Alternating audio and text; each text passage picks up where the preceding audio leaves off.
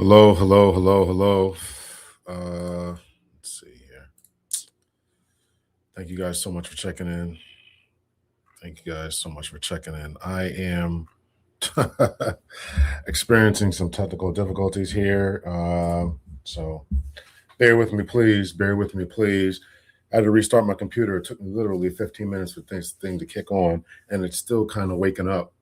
So I don't know what the story is with what's going on with my PC. So, and I'm trying to change a bunch of stuff here. Okay, Paul Wilson going to finish watching the others with the replay gang. Make sure you say hello. Welcome, everyone. Please appreciate your guys' patience here. Hello from North Carolina, out of sight, out of mind. Appreciate you stopping through. Rhonda, what's up? Make sure y'all hit the like button. All that kind of good stuff. All that kind of good stuff. So I'm trying to add a bunch of stuff. Am I glitching? Is it still glitching? Is it still glitching? Dr. Ebony, I saw that you dropped a video, and I thought I had the notifications on, and I didn't get notified. So I got to go back and watch the video you did about your bestie there, your bestie there, Cheyenne Bryant, and I saw that you went over the autopsy as well. So I want to talk about a few things, some interesting things happening. I do appreciate you listening in the background there. Am I still glitching? That's what I need to know. So I'm putting up a question poll about what we should call these segments. Dr. L's report, the report with Dr. L, after hours with Dr. L, or I don't even know what I had the other one named. Dr. L's after hour. Dr. L's. That's the first thing I want to cover is what should we call these? After hours. So I started a poll. You just click in where you want. And I'm still glitching. I do apologize for this. I restarted my computer. I got everything, and it's still kind of waking up. So I don't know. I don't know if it did a major update or what. I'm trying to close a lot of these. Trying to close. There's no other apps open, so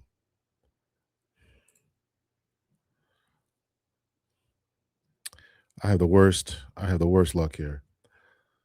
It's always right before. Dr. AJC, welcome. I may open it up to you guys if you guys want to come on. I know Dr. Ebony last night had the bonnet on. So shout out to the bonnet crew, right? So if you guys want to come through, then let me know. Let me make sure my sound is all good. So let's see. All right, am I still I'm looking at myself on YouTube here. I don't seem to be glitching. So hopefully it's all good right now. So I don't know. All right, let's get cracking here. Okay, cool. Copy that. Okay, I appreciate that. All right. Make sure y'all hit the like button. This is very, very important. Hit the like button. All that kind of good stuff. So all right. Let's see here. Okay, so first thing I want to cover for tonight is make sure y'all washing your food. I saw a video today about all the different pesticides and therefore carcinogens on strawberries. So make sure y'all are washing your food, man. So make sure y'all are washing your food. So, and in line with that, with this present administration and all the cutbacks they did to government regulations, I wanted to put this on the screen here, and this is at the stage. This is 1.5 million carton of eggs recalled in 6 states for possible salmonella contamination. So make sure y'all are cooking your food. Make sure y'all are cooking your food well, and all that kind of good stuff, man. So you don't want any different stuff, and they still, from my knowledge, still are dealing with this parasitic infection to lettuce. So this administration has really done a number on the health and safety of its peoples. So which is just ridiculous to me. All right. So I had some other pictures. Jeez, what can we eat? And people wonder what, when I tell people, that I really want to leave the country, and mostly for food issues, because, I don't want to catch, some carcinogenic item or parasites in their food or whatever. They often laugh, and don't believe me, but this is a big problem, So this is a big problem. I got to so I had a bunch of other stuff I wanted to show here, and again, my computer is still waking up. So whatever happened here is, I don't know. All right. So this one is The Fear of Black Greeks. This was in the Atlantic today. And it says white people don't own the accomplishments of ancient Greece. And along with this, I got a brother who's coming on. He teaches at Vassar, and he wrote the book that I mentioned before. If you watch the other about the White Legacy, what is it called? The White Legacy? I think it's called The White Legacy. Um, what is the name of this book? The White Pedestal. The White Pedestal. So he actually agreed to come on, and hopefully next week. He's looking at my schedule. We're coordinating schedules right now, so he should be coming on fairly soon, sometime next week, and we're going to talk about this controversy about Lupita uh, Nyong'o, and what happened in this movie, The Odyssey. Did anybody see The Odyssey? Yes or no? Let me know if you saw The Odyssey, and what did you think about it. But I'm looking forward to having his brother on, because he wrote this book talking about why white supremacists are so enamored by this particular concept. So this is the name of the book here, The White Pedestal: How White Nationalists Use Ancient Greece and Rome to Justify Hate. He also has a new paper that's published. Let me see if I can find that. I had all this queued up. I don't mean to be taking people's time, but I had all this queued up. But when I reset my computer, it took everything off of. It takes everything out of your StreamYard. So now I got to put everything back. Um, so he sent me an article that he just released, and his name is Curtis Dozier. And let me see if I can put the article up here. Oh,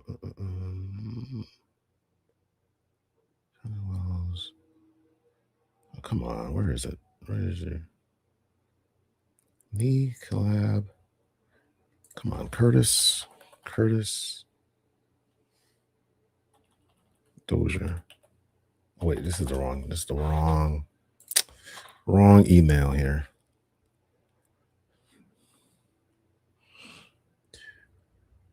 Haven't seen it yet. Okay. What the heck? Oh, here it is. Okay. So he just published this. I'll put this in the chat here. And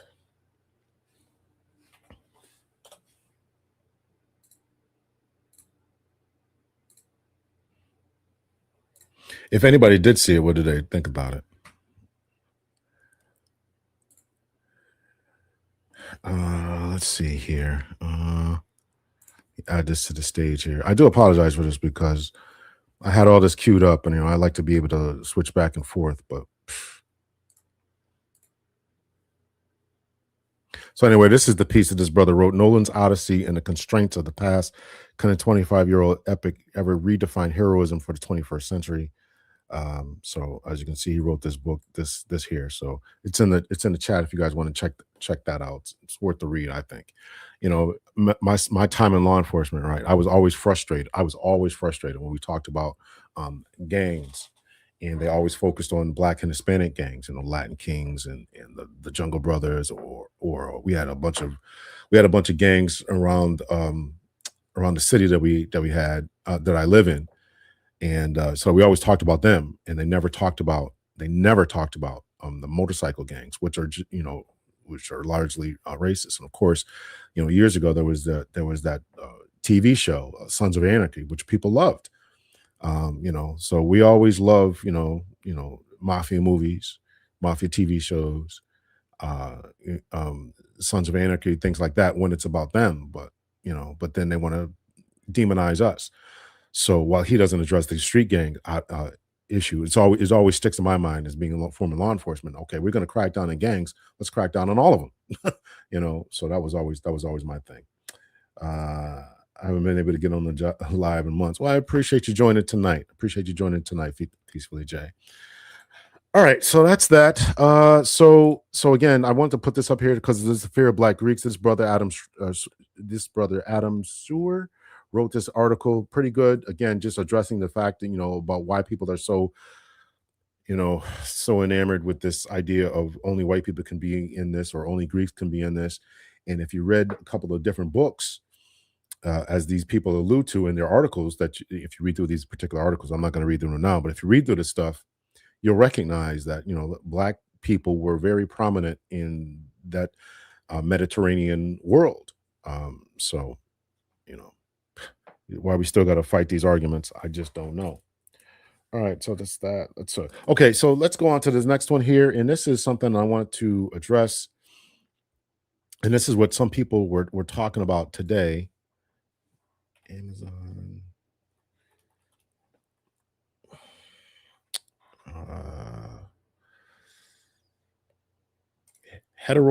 Pessimism. Let me see. I gotta pull all this up because I had to restart my computer here. History page.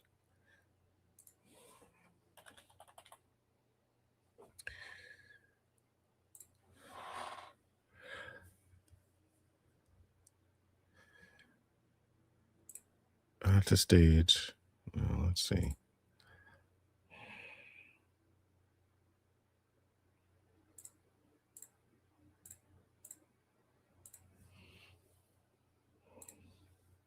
So a few other brothers were talking about this particular article. And this comes from the Institute of Family Studies. Now, the Institute of Family Studies is a conservative kind of think tank type of thing. And so you got to be, I'm always leery about when I read studies from them.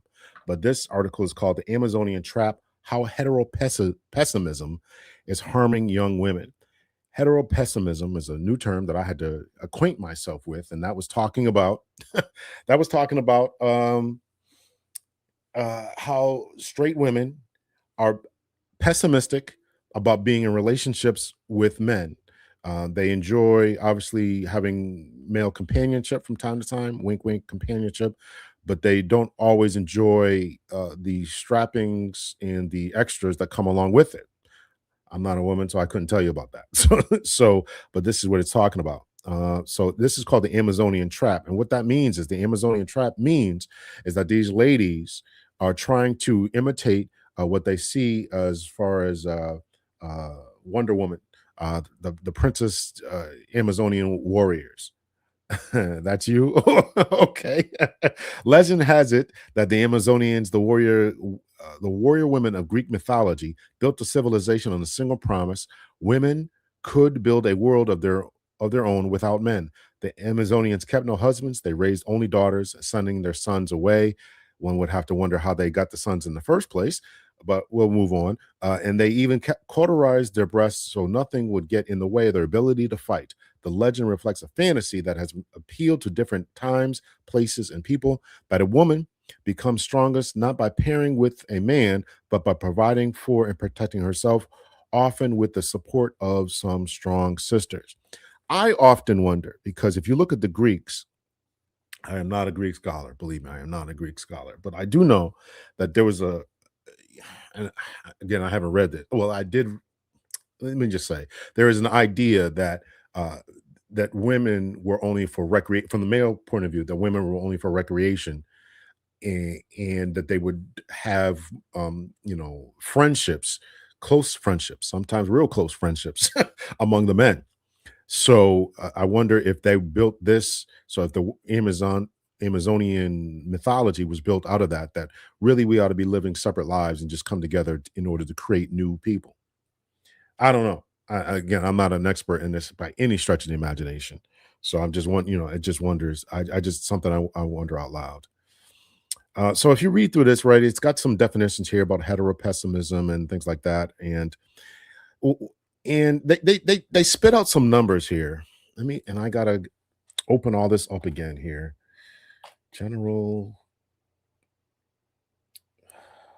general survey. Okay. So this is unmarried childless women are more unhappy. Percentage of women 25 to 39 who are not too happy.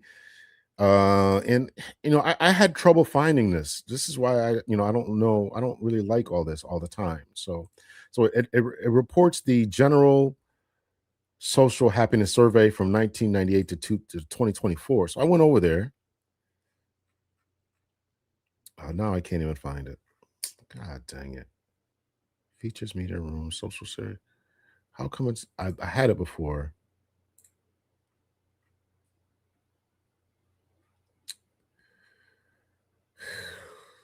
Oh my God. Analyze data. No, it's asking me to log in.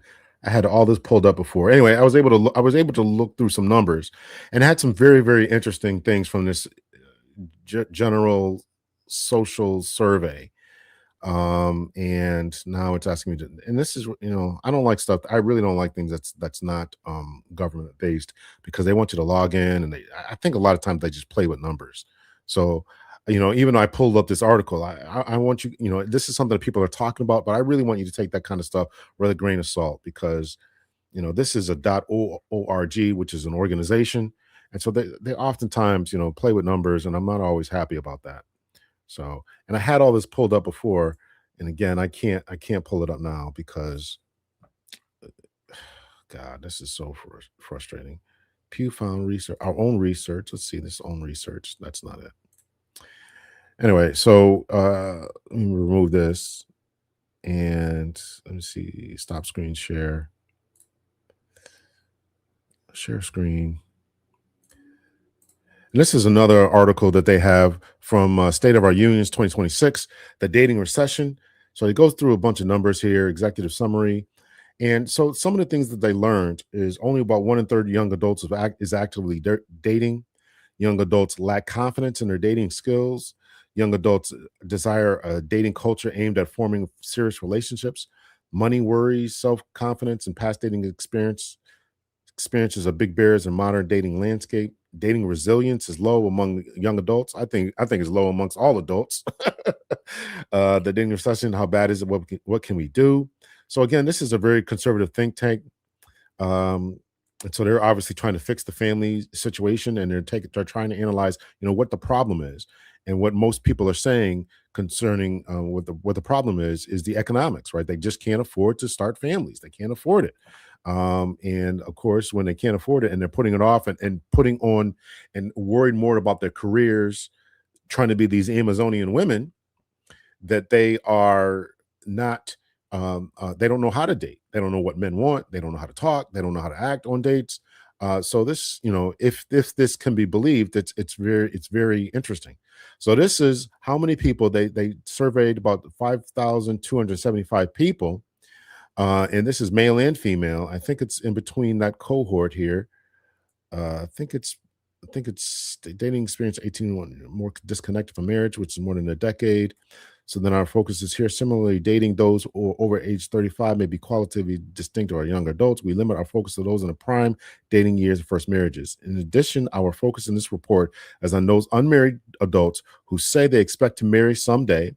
14% said they do not expect to marry. Their stories are worth understanding too, but their dating experiences are disconnected from experiences from future marriages. So this is saying 14% don't, of the people that they survey, male and female, it doesn't give us a rating or the number of how many males, how many females, and 25% they say don't know, and it could be, maybe not, and 61% still say they want to get married.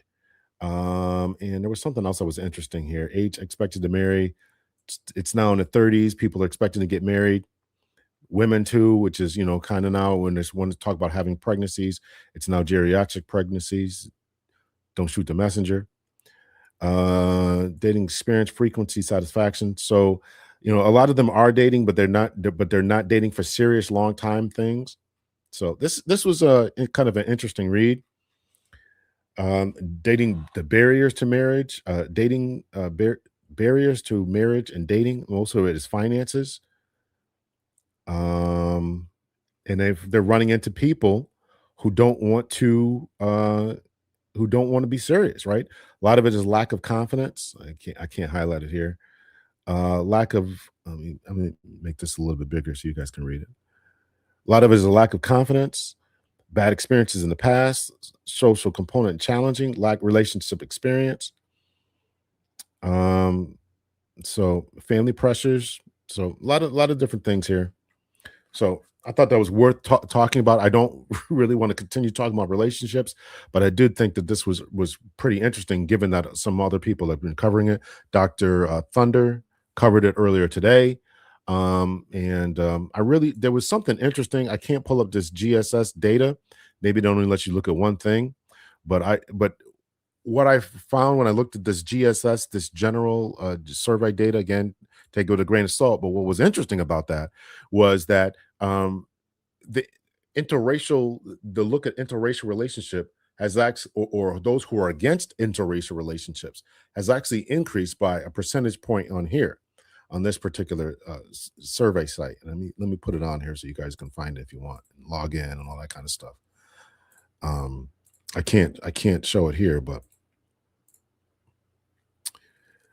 so this is the site here. I was able to get on this, and now they're asking me to create an account and all kind of crazy stuff. So that wasn't there before. So anyway, so when I looked at the data, they were talking about um a new percentage point of, in particular, black folks who said they are against interracial dating. And I thought that was interesting. It's like 10% of black people are against it. And I think it stayed the same for white people. It was fairly low, 10% for black folks. I think it was like 11 or 12% for white people. So most people are for interracial relationships. But I was curious as to why in one year more black people who were surveyed would go up. You think it would go down, or you think there would be more for interracial relationships, but they're not. I thought that was kind of curious there. So and that's pretty much what I want to talk about for today. Um, show's not over. We are going to talk about this judge who's chiming in. But those are the major things that I wanted to cover for today. I'm excited to have this brother on to talk about the Odyssey and his understanding of Greek, of the ancient world and antiquity and all that kind of stuff. That'll be next week. And in this lady, you can't see it here. Remove, stop screen share. But back to this article about the Amazonian trap. Uh, she there's really no, I don't see any way out of it. So you can read through this, but there's really no way out of it. And this was the name of the article is Three Ways to Escape the Amazonian Trap, and or at least that's the way it pops up on my computer here. And it's harming young women because they don't want to get married, and of course this family studies is upset about that. So take it for what it's worth. All right. All right. So, and last thing we're going to do is we're going to look at this judge, Carlos. I forget his last name. Judge Carlos. We're going to take a look at this brother, and he's going to tell us why he thinks that arrest warrants should be pending for this situation here with this. What's going on here? So let me put this on the screen. Stop screen share.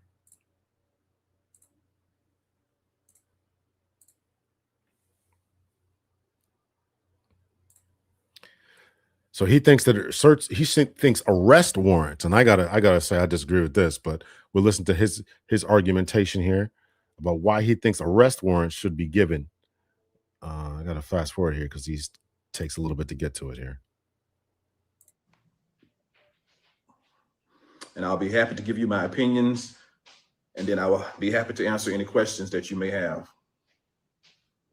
It's time out for playing games. It's time to know the truth from someone well versed in it that has actual experience.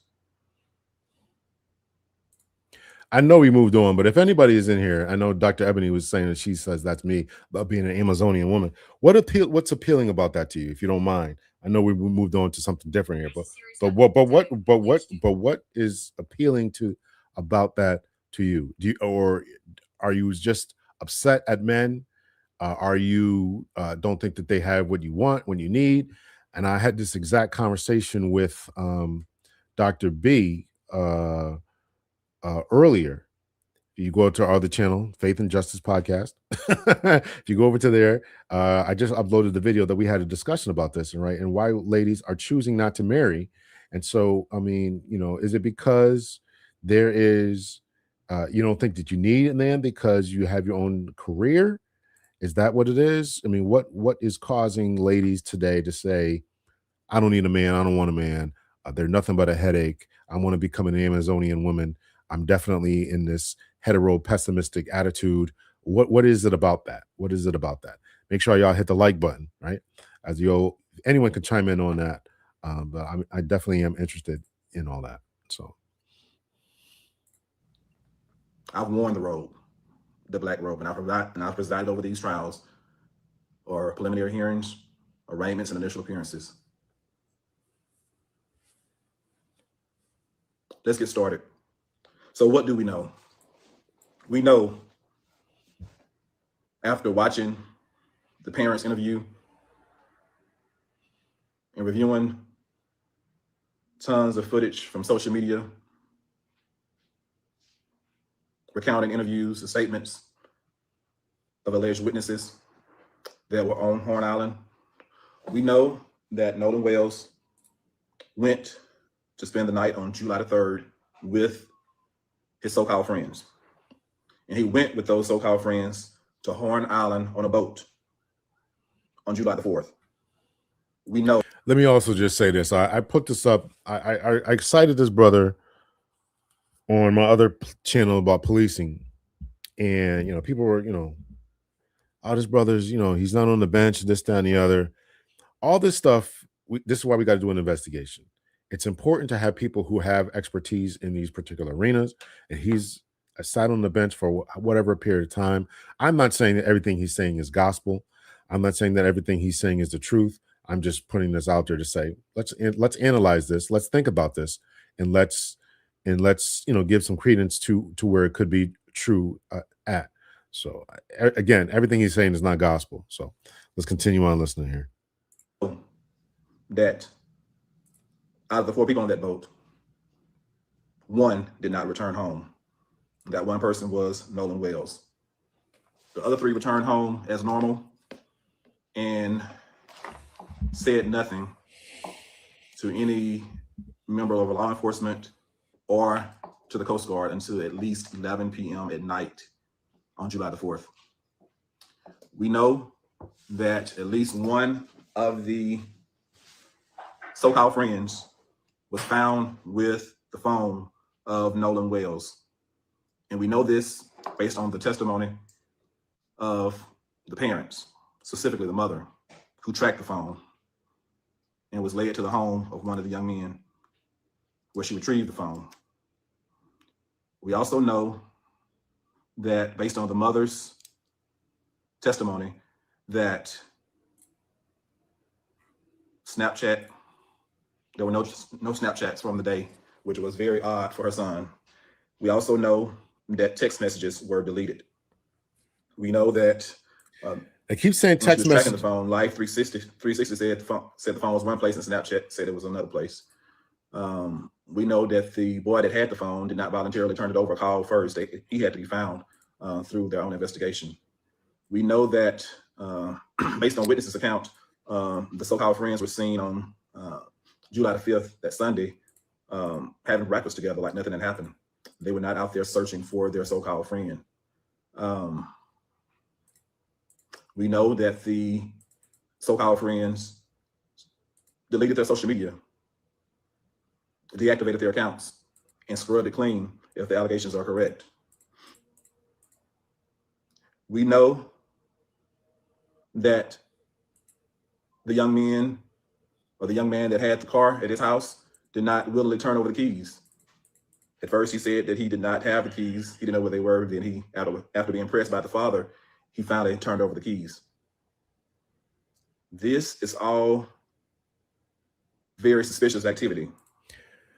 I tried to pause it before. He talked about, deleting a text messages. I'm not sure if they deleted text messages or if it was Snapchat, because there's a difference. Snapchat is designed for things to disappear. So, I want it's important to be accurate here as to what we're calling evidence.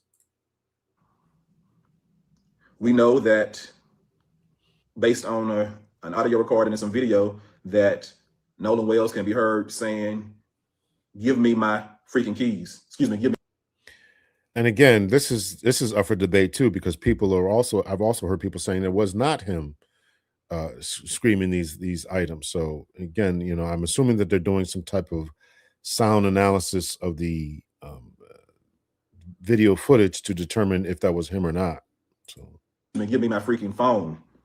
And there's been two different versions. Some say he said, "Give me my freaking phone," or some say he said, "Give me my MF phone." Regardless, he was asking or demanding his phone. Someone had his phone who did not have permission to have his phone. So the first thing I see, the simplest thing I see, is who had his phone and why, and was that theft of the phone? Sometimes we look at the largest case, we try to get to murder, but the person that took his phone committed the crime right there. There are witnesses to who took that phone. If an affidavit is signed, an arrest warrant could be signed by a judge in Mississippi to go after that person that had that phone unlawfully. We know, based on his own words, Nolan Wells' words while he was alive, he did not give whoever had that phone permission to have that phone. So was that theft? I think if an affidavit is signed, if it was presented to me when I was a judge, I would have signed an arrest warrant for the person for theft of that phone, based on what I've heard. It had to be an affidavit format, but if it was presented to me in affidavit format from law enforcement, I would sign the arrest warrant for, at least at this point, theft of the man's phone. We know who had it. And it's very important to understand that when he's saying he would sign the affidavit, he's using that as a pressing device to get them to talk. Okay, we're going to hold you, or you're going to get arrested for this charge, and unless you give us some real details and real information as to what happened, we're going to hold this charge against you. That he's talking about using arrest as a leveraging tactic. Not that it would be illegal or anything like that. Obviously, he's going through the process of affidavits and warrants, and there is probable cause. The probable cause is that this man wanted his phone and somebody else had it. And depending on how it's defined in Mississippi, if you procure an item from someone else with the intention not to give it back, or some nefarious other intention, then that is theft. Then that is theft. So that's what he's talking about here. We know who didn't report it to the family. The family had to go find it, and we know that Nolan Wells said, "Give it back to him," and evidently it was not given back to him. Why was that? All of the other things I've stated, you piece it together. Is there enough right now for arrest warrants for murder? That is a good question. I do know at this point there should have been search warrants signed by a judge.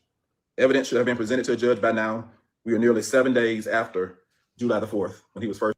That I agree with 1,000%. He definitely should have been some search warrants for people's homes, for their cell phones, for their jobs where they work at, the boat, cars that they went to and from this lake or beach from, or whatever. All that should have been searched by now. He was first reported missing. There should have been evidence submitted by Jackson County law enforcement agents, the sheriff's department specifically, presented to a judge so that search warrants could be signed by the judge. And there needs to be, or should have been, someone questioning the young men, the three so-called friends, and others, and the social media accounts need to be searched by now, or at least a search warrant should have been issued for the appropriate entities to give the law enforcement access to the social media information. And this is why it's so damning that what's up, Indigo? That's why it's so damning that when the sheriff came out and said we don't find any foul play, the way that search warrants work, you have to have a reasonable level of suspicion and or probable cause. Really, it's probable cause. Um, and you have to have that. And when this sheriff says, "Oh, we don't find any foul play right now," that means it's difficult for him to present anything to a judge for them to sign on. What is a judge going to affirm? That we're going to search? You're going to search somebody's home. You're going to search somebody's cell phone. You're going to search somebody's social media, and you don't expect or you don't suspect a crime. That's why it's so damning for him to have said that. It should be, we're going to do an investigation as to what this is. And the investigation, any judge worth their salt would sign an investigation or sign off on a warrant, search warrants in particular, because there was a healthy young man who had lost his life. And so you want to figure out what happened and was there any type of cover up? Anyone, any police officer, any affiant should be able to articulate that. And we want to know what happened. He's an 18-year-old boy. He was left on this particular place, hours before anyone was contacted. They've got his cell phone. They've got his keys to his car. Meanwhile, he's found, so many miles away. That's an easy thing. But you have to suspect that in the first place, and then obviously word it in a way that's going to grab the judge's attention and make a judge say, yeah, these people need to be investigated. But when you start the conversation with there's nothing to see here, then that taints the whole investigation. That should have been done by now. I'm not telling you what I imagine. I'm telling you what the process usually is when you're trying to do a thorough investigation. And based on what's revealed from a thorough investigation, I do believe once the evidence is secured, it's going to lead, and it should lead, to the arrest of one or more individuals for the murder of Nolan Wells. All of the actions are very suspicious, and right now they lead one to believe that one or more persons could have been involved with the death of Nolan Wells. Right now we have a lot of unsworn testimony, but once that is put into affidavit format and there is corroborating evidence through social media, computers, or otherwise, I believe that at that point there will be enough evidence for a judge to sign an arrest warrant. I think critical evidence that's missing right now are the results of the arrest warrant for what? I mean, murder is going to be difficult to prove. I think a better case would be manslaughter, but you still got to be able to pin it on a person or a couple of different persons. Autopsy, the state's autopsy, and the independent autopsy. That's going to be critical information, and that alone, or that in connection with what's already known, may be enough to lead to an arrest. So this is why I had such a problem, and I think I mentioned this on the other channel. I can't remember if I mentioned it last night, but that's why I had such a problem with Ben Crump. And I'm not a lawyer. I wasn't in on the information sessions and the strategy sessions and all that kind of stuff. But I had such a problem with Ben Crump releasing the independent autopsy before the state or the Jacksonville County released theirs. The Jacksonville County doesn't know what you're going to come back with. They don't know what you're going to come back with. So as an independent, I would have held on to that until Jacksonville or Jackson County released theirs. That's what I would have done. Because you don't know what they know. And when you release that, all you do is you put the ball in their court, and now they can more easily hide things because the other person said it was inconclusive. These other people don't know it was inconclusive, and they held back the neck or parts of the neck. And where are those at? Are those being further tested? Is there more investigation analysis going on with that? So I think all of that was a mistake. Or arrest. We do know at this point, low-hanging fruit.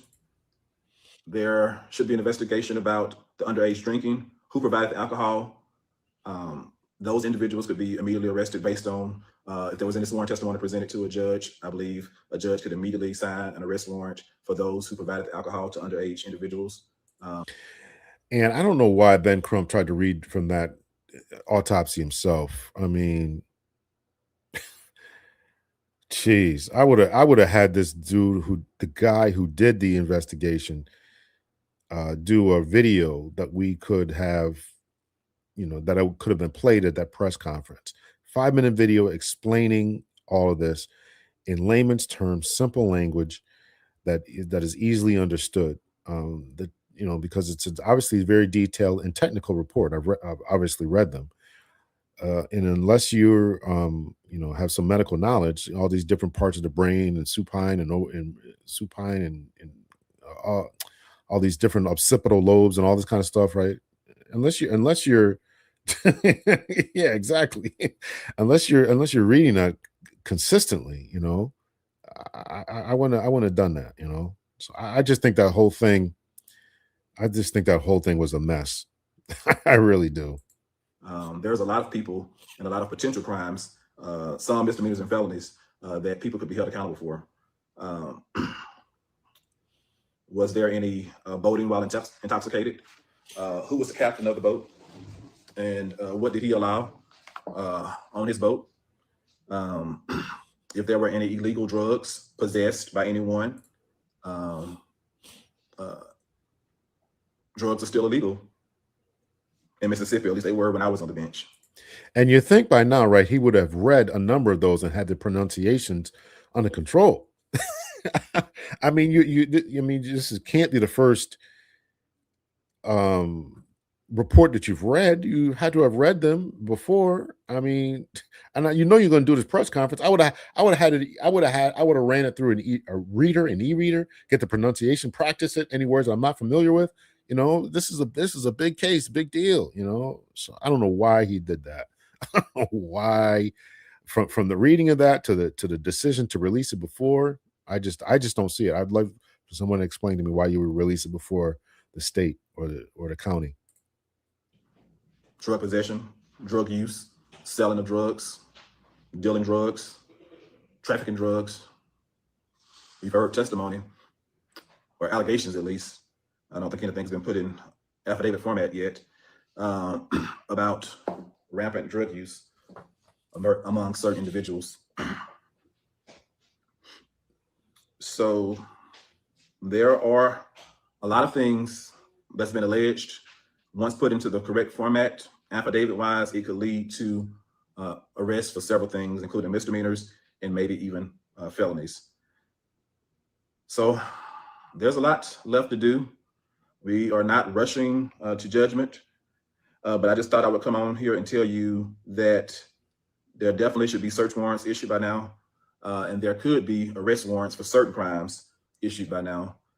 I agree with that. And if they haven't done any search warrants yet, then that is certainly some gross level of incompetence, and that's on the state. And I wonder what the FBI's role is in what they're doing down there. Let me try to Google it here, because that is frustrating me as to what the FBI is doing. And if they're not going to come in here and get these search warrants, and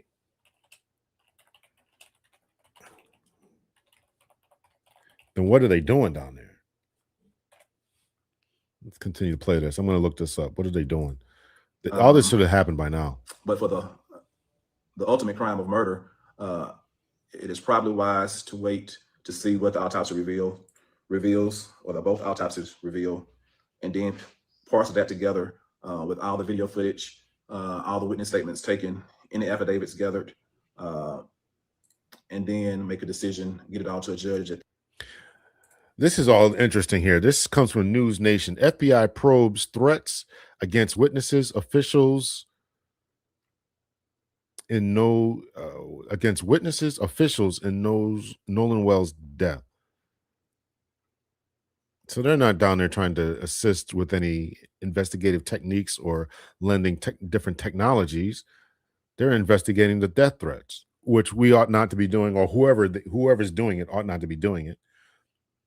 The FBI is investigating Let me stop this here so you guys can read it here. Remove, see, stop screen. This is crazy. This is crazy. This administration. Listen, voting has consequences. If you all didn't realize that by now, no one else. Oh, if you all didn't realize this by now, voting has consequences, and this is this administration. They roll back on so many different civil rights investigators. This comes from News Nation. The FBI is investigating. Let me make this bigger here. Threats tied to the death of Mississippi teen Nolan Wells, including threats against potential witnesses, public officials, and Wells' family. Oh, well, that's good then. Okay. That I misread that. That's actually good. If people are calling up trying to intimidate witnesses and threatening Wells' family and public officials who may want to speak up and tell the truth, then that's great. That is fantastic. Speaking on the Mississippi Public Broadcasting podcast, The Sit Down, Mississippi Department of Public Safety Commissioner Sean Tyndall said the FBI has joined the investigation into threats directed at people connected to the case. When you make those types of threats against public officials, against possible witnesses, and against the folks that are involved in this investigation and the family, then you're also committing a criminal act, and that's going to be taken very, very seriously, Tyndall said. Well, I'm glad to hear that. That is, I misread that, but that is absolutely fantastic. I think that he should do that, as well as lending over some technological assistance and all that. So, what's up, AB Media? Appreciate you, brother. Let's see here. Add this to the stage. Share screen. I may open this up here. We talk about this stuff after, if you're still around, AB. As soon as I see Ben Crump on TV, I'm like, oh God, here comes the ride. At that point, for a judge to decide whether or not to sign a warrant for the arrest of one or more individuals. It would be very interesting to see what the autopsy shows. There's also the potential for kidnapping. It needs to be looked at whether or not they can get to murder. Was there kidnapping? Was this young man taken somewhere against his will at any point? Was there abuse of a corpse even after he died? So there's a lot of things that need to be looked at from various law enforcement perspectives. Law enforcement has to do their job and get the information to a judge in the right format before a judge can act. Had I still been on the bench, if I wanted to act, I could not act unilaterally. I would have to wait till law enforcement brought me the evidence in the right format before I could sign an arrest warrant, before I could sign a search warrant. And so that's how the process works. And I'm wondering too if you can ask the questions. And I'm going to probably reach out to the brother, see if he'll come on. But I'm curious as to what proactive steps he could take. If he says he can't do anything, I would be asking a question, or at least can you ask the question? What about this? What about that? How come this search warrant doesn't say this? But assuming that he would have to have been brought, the case and would have the docket and everything else would have been assigned to him or to a judge. But yeah, until you get everything in front of you, this is really up to the police and up to the prosecutor. The police and the prosecutor are the ones who have all the power here, and unless the prosecutor wants to pursue drug charges, underage drinking charges, desecration of a corpse, possible kidnapping, theft of a cell phone, etc., everything else he's listed, unless they're willing to bring that, then there's gonna be issues as to getting to the truth. That's how the process works. And so I am happy to be a retired judge. I'm always going to shoot it to you straight with no chaser. Straight with no chaser. I will tell you the God honest truth. I can tell you this one thing. I may have been born at night, but I was not born last night. And one thing about it, you cannot fool the informed. I've been on the inside. I know the process, and we will not sit quietly and allow this to be swept under the rug. I will call your hand. I will call your hand. You're not going to play these people for a fool. You are not going to play these before a fool. We know the process. And we know what you should be doing. And by God, I plan to make sure you do it. Or we're going to call you out each and every time. There is a process. What I do know is, had the roles been reversed, by now, there would likely have been already arrests made. It wouldn't have taken all 6 days, 7 days, whatever amount of days it's going to take. Had the roles been reversed, justice, the wheels of justice spin quickly.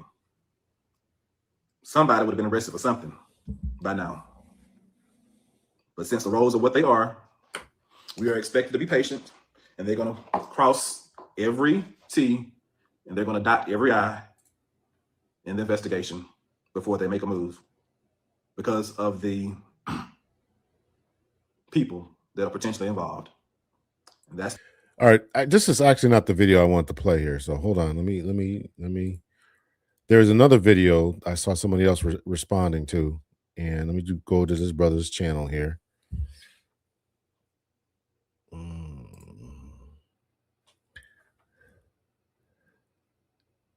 Oh, this is the one. All right, let's put this one on here.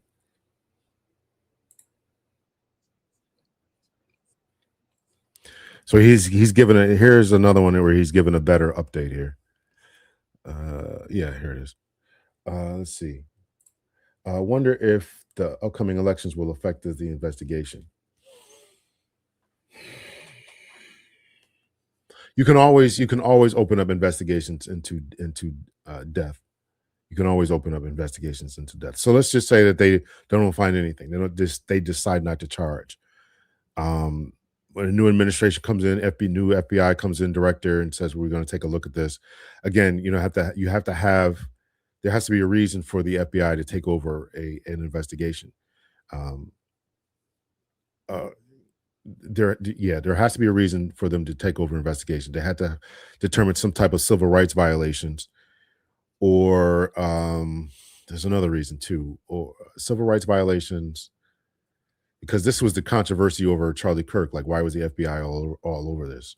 It has to be a political assassination, and that's what I think that they tried to get. Why the FBI was so involved with the Charlie Kirk investigation, because as soon as his brother had passed, the FBI agents are swarming all over the place. What was their purpose in being there? So, yeah. So it's becoming a circus. I fear the poor family will never get answers. Some locals have gone on record complaining about the coroner, that she's had some questionable autopsies. Yes, I'm aware of that. You're right. I want to know if there was water in the lungs. None of the kids' phones records were checked.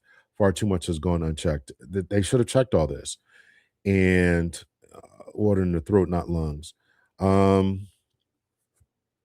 Well, we don't know that because the throat or items from the throat area were taken. So that's a good question whether we're going to get to or not. So this is an updated one, and this is, I think this was today or yesterday. 6.5 years in not one but two jurisdictions. I was on the municipal bench in Clarksdale, Mississippi from 2017 to 2024, and I was on the municipal bench in Grenada, Mississippi from 2020 to 2024. So I had several years of experience. I had the authority to sign search warrants, arrest warrants. I had the authority to preside over arraignments, initial appearances, and preliminary hearings for trial for individuals accused of various offenses up to and including murder. So to your question about whether the items were, I mean, that's something that the autopsy should have been able to determine. Again, I'm not a coroner or pathologist or whatever, but I am pretty sure that they can determine how someone drowned, whether they drowned, and because it's not only water in the lungs, but it's how infused it is in the lungs and how infused it is with the blood. So again, I'm not an expert, so take that with a grain of salt. But I'm pretty sure that they could determine the manner of death, and whether he drowned or not. And so I did that for several years. And so I'm prepared to tell you this evening, after watching Attorney Crump released the results of the independent autopsy, the preliminary results. I'm prepared to tell you if I think there has now been enough evidence to meet the probable cause burden for a judge to sign an arrest warrant for one or more persons for the murder of Nolan Wells. So come on in, share this with your friends and family, and we are ready to talk about independent autopsy because they did not trust the local officials, and they decided to hire Attorney Ben Crump and ask him to have an independent autopsy done. So he commissioned Dr. Roger Mitchell out of Washington, D.C. Dr. Mitchell is a well-respected forensic pathologist. He has been the chief medical examiner for Washington, D.C. He's been the president of the National Medical Association, and he's also been over the hospital at Howard University. So he's very well respected.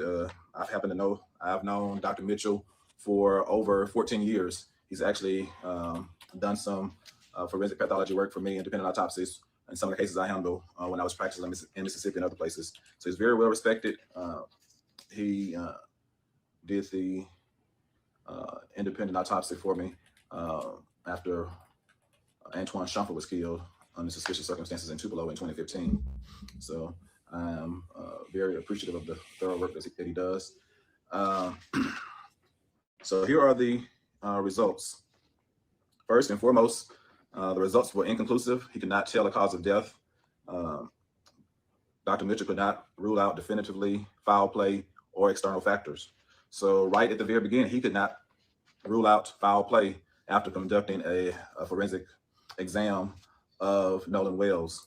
So I wonder if that answers the question to whether he drowned or not. I mean, is he unable to tell that? Again, how much water was infused in the lungs, mixed in with the blood? Was he not able to tell that? He's saying this whole thing is inconclusive. He doesn't know why this brother had passed, which is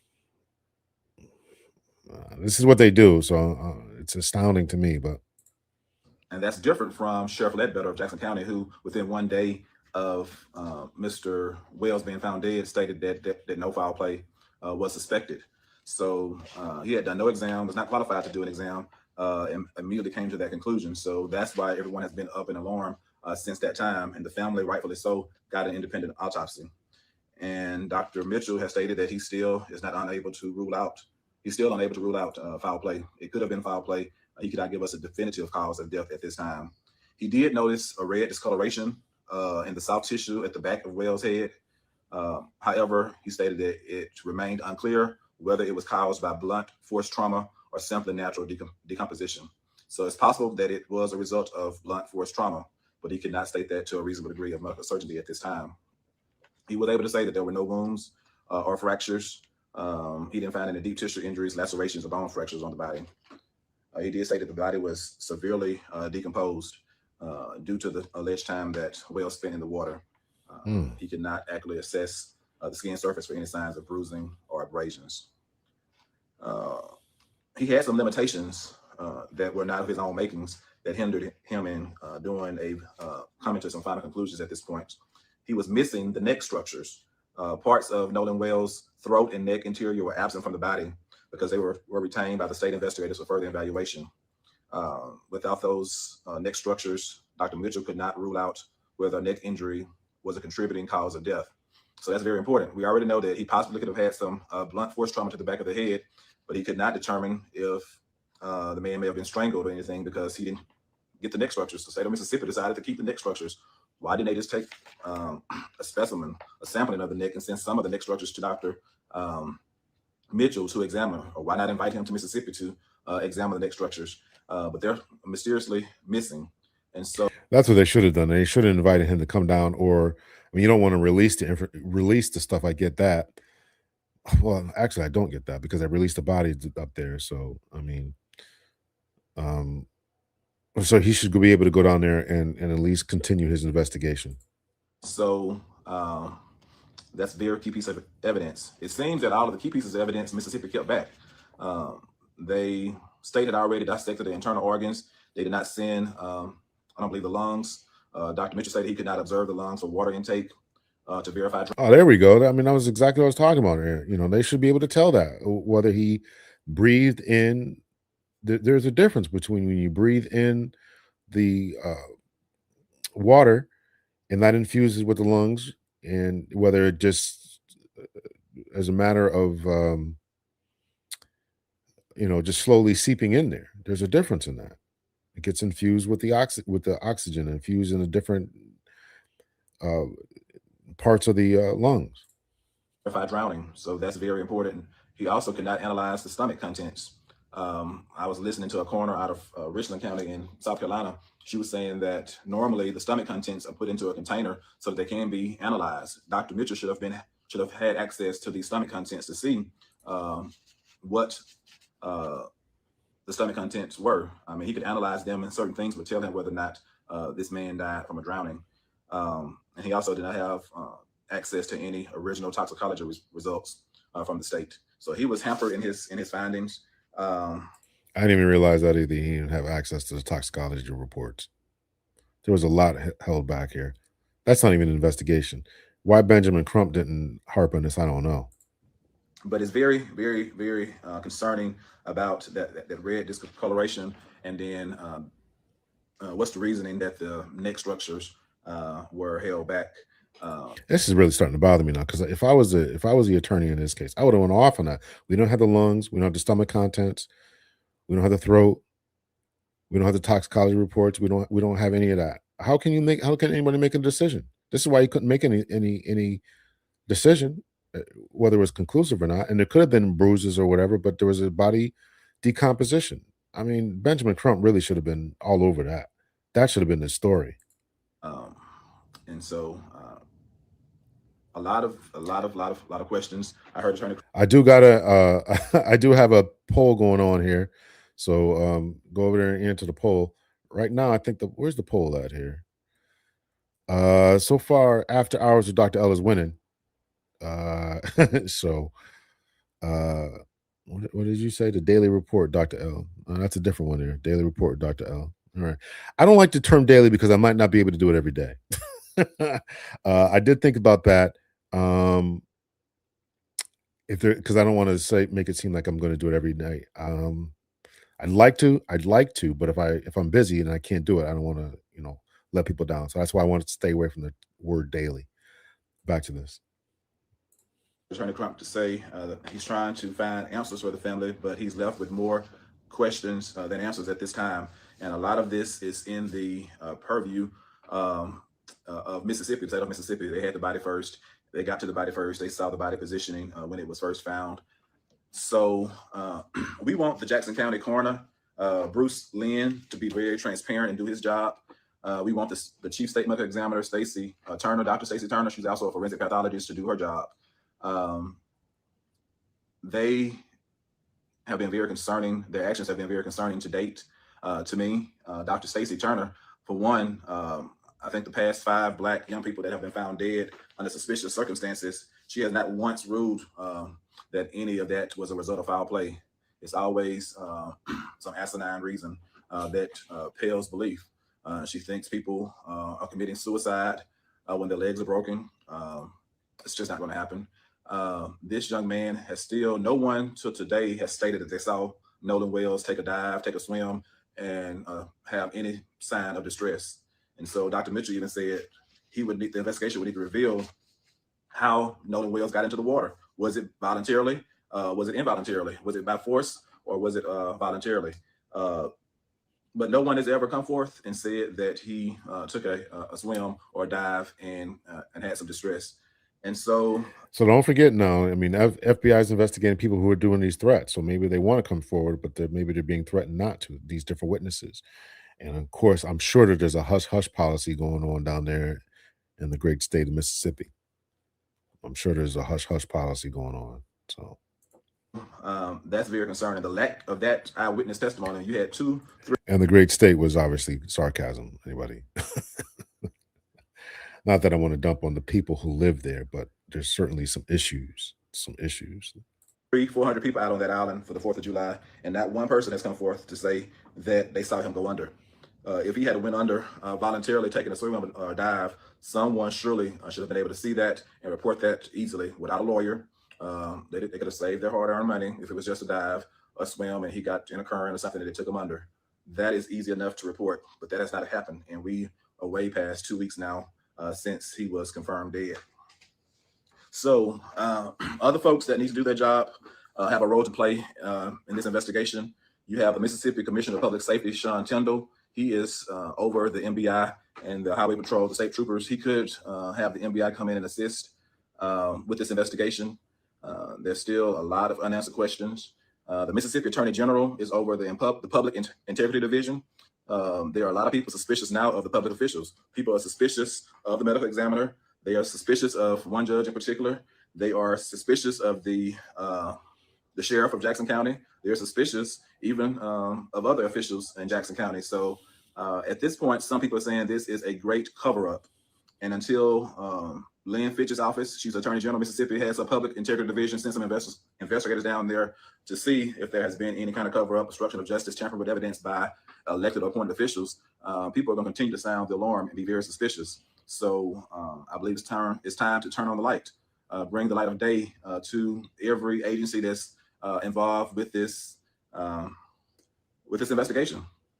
We know with Ahmaud Arbery, they even had to investigate the prosecutor. She did some things where she was just refusing to prosecute the person or persons responsible for the death of Ahmaud Arbery, and she ended up being prosecuted herself. So don't sleep. I think she got like 10 years too, I think, if I recall correctly.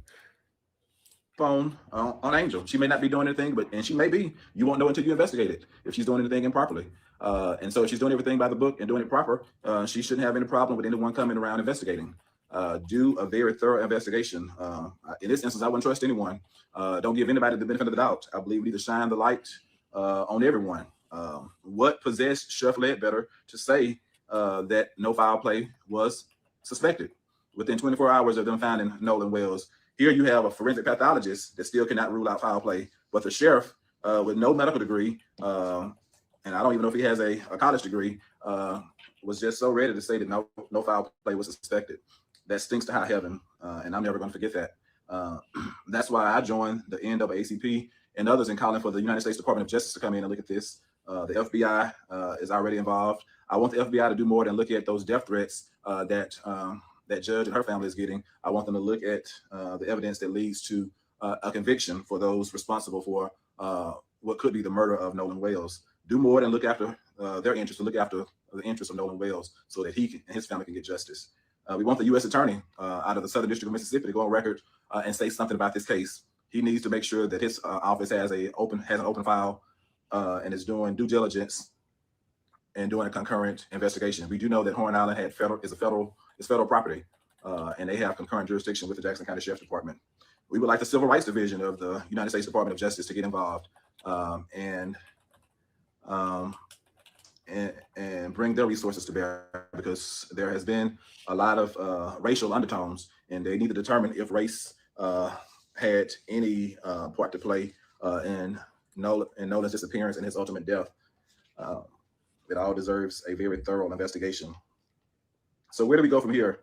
I do believe at this point, and I told you that I wanted to wait. When I did my second live, I told you I needed to see the autopsy report before I could determine if I was still on the bench in Mississippi, if I would sign an arrest warrant for one or more persons related to this case for the murder of Nolan Wells. I told you at that time I had enough evidence. There was enough evidence that if someone brought me a search warrant to sign, I would have signed it for certain things. But I left, and I told you about some lesser crimes that I would have signed an arrest warrant for, lesser crimes. But the ultimate question of murder, with my 6.5 years of experience as a municipal judge, at this point, sitting here today on July the 22nd, 2026, if an investigator brought me an affidavit recounting several things, including the discoloration behind the head, I am prepared to tell you that I would, at this point, sign an arrest warrant for one or more persons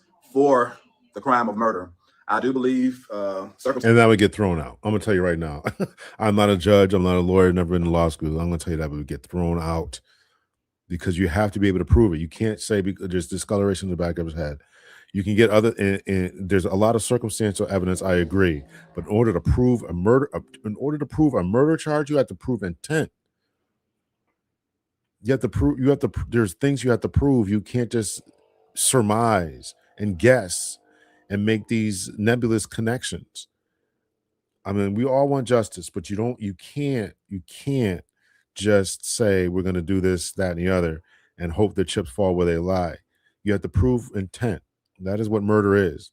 There's other charges, lesser charges, manslaughter, negligent manslaughter, things along those lines. Whatever, however it's worded in the state of Mississippi, and those you can prove accidental. But even then, you still have to show that it was an accident, and he didn't fall off some rock. You have to prove that.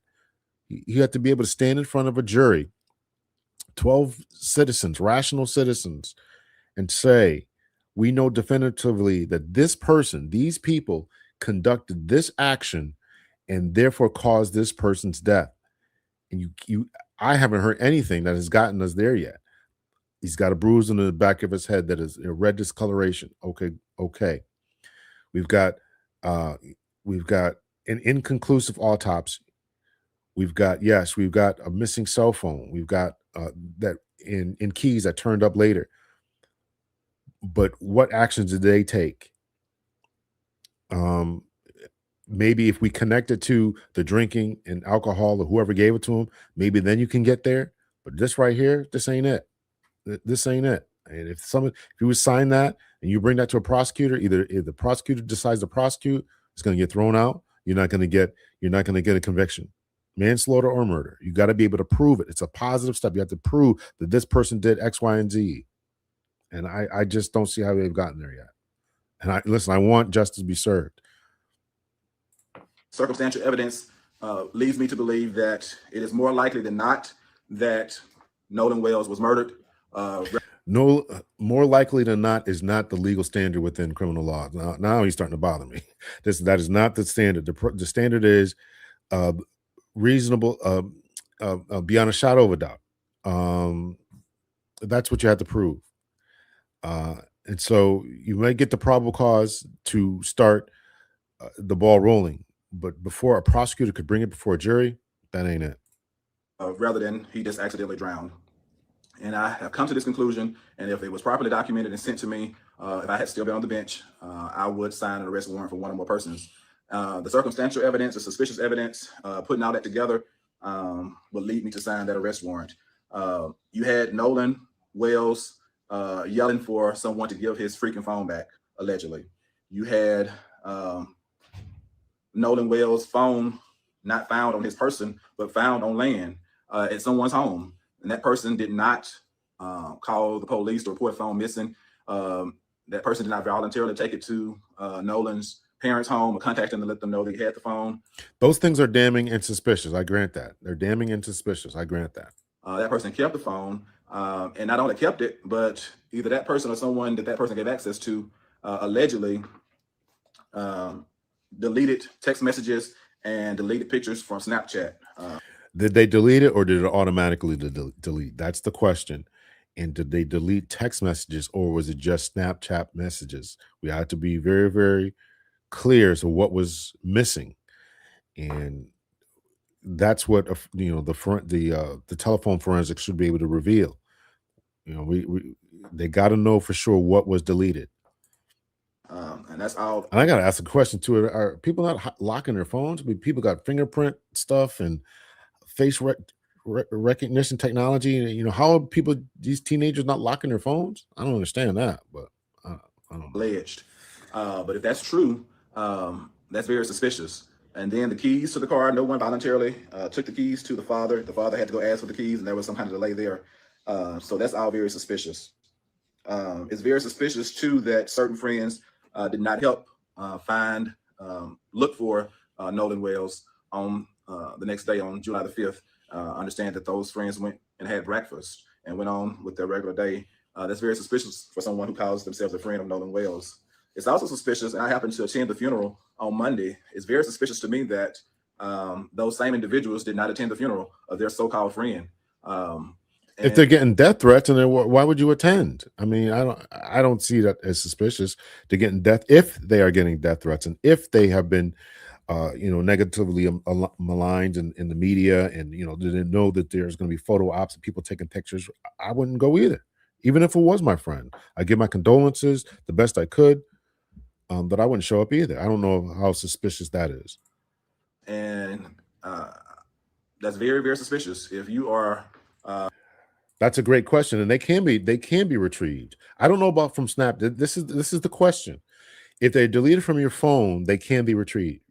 Your phone, and your computer and your tablet never really deletes anything. The proper forensic specialist can get in there and find stuff. You think you deleted a picture, it's still there. So they can find it and piece it together. Um, so unless you know what you're doing in order to wipe the phone completely, it can be found. Now that's the difference. Now this is where the text messages come through, because if it's a text message that your carrier, your phone company, your carrier sends through, you just contact them and say, we want this picture that was sent on such and such date and time. So it's never really deleted on their end either. So that's why I'm saying, if you're deleting text messages, they can find that. Now Snapchat and how they work is different. So it may be able to come to your phone, but unless you download it or take a screenshot, then it would be there forever. But so it's a different type of mechanism, and so that's why I'm very careful to say, and asking the question, what was deleted, what was missing. If it's a snapshot, then that's different from a picture. Now again, if they didn't lock their phone, people don't lock their phone, and anybody can willy-nilly pick up your phone and just go through and start deleting pictures.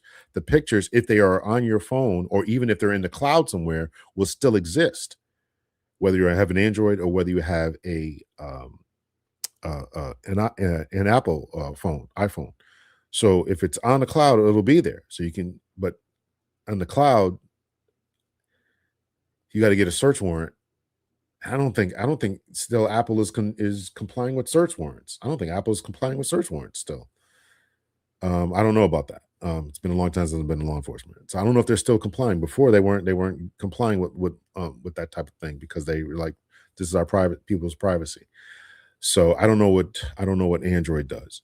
But again, if it's on your phone and it's deleted, a forensic specialist can get to it. They can get to it. I don't know about Apple though. That's a good question. It might be so locked behind Apple. So, and most don't regularly delete internet history, but wasn't sure about phone memory. Yeah, memory is there.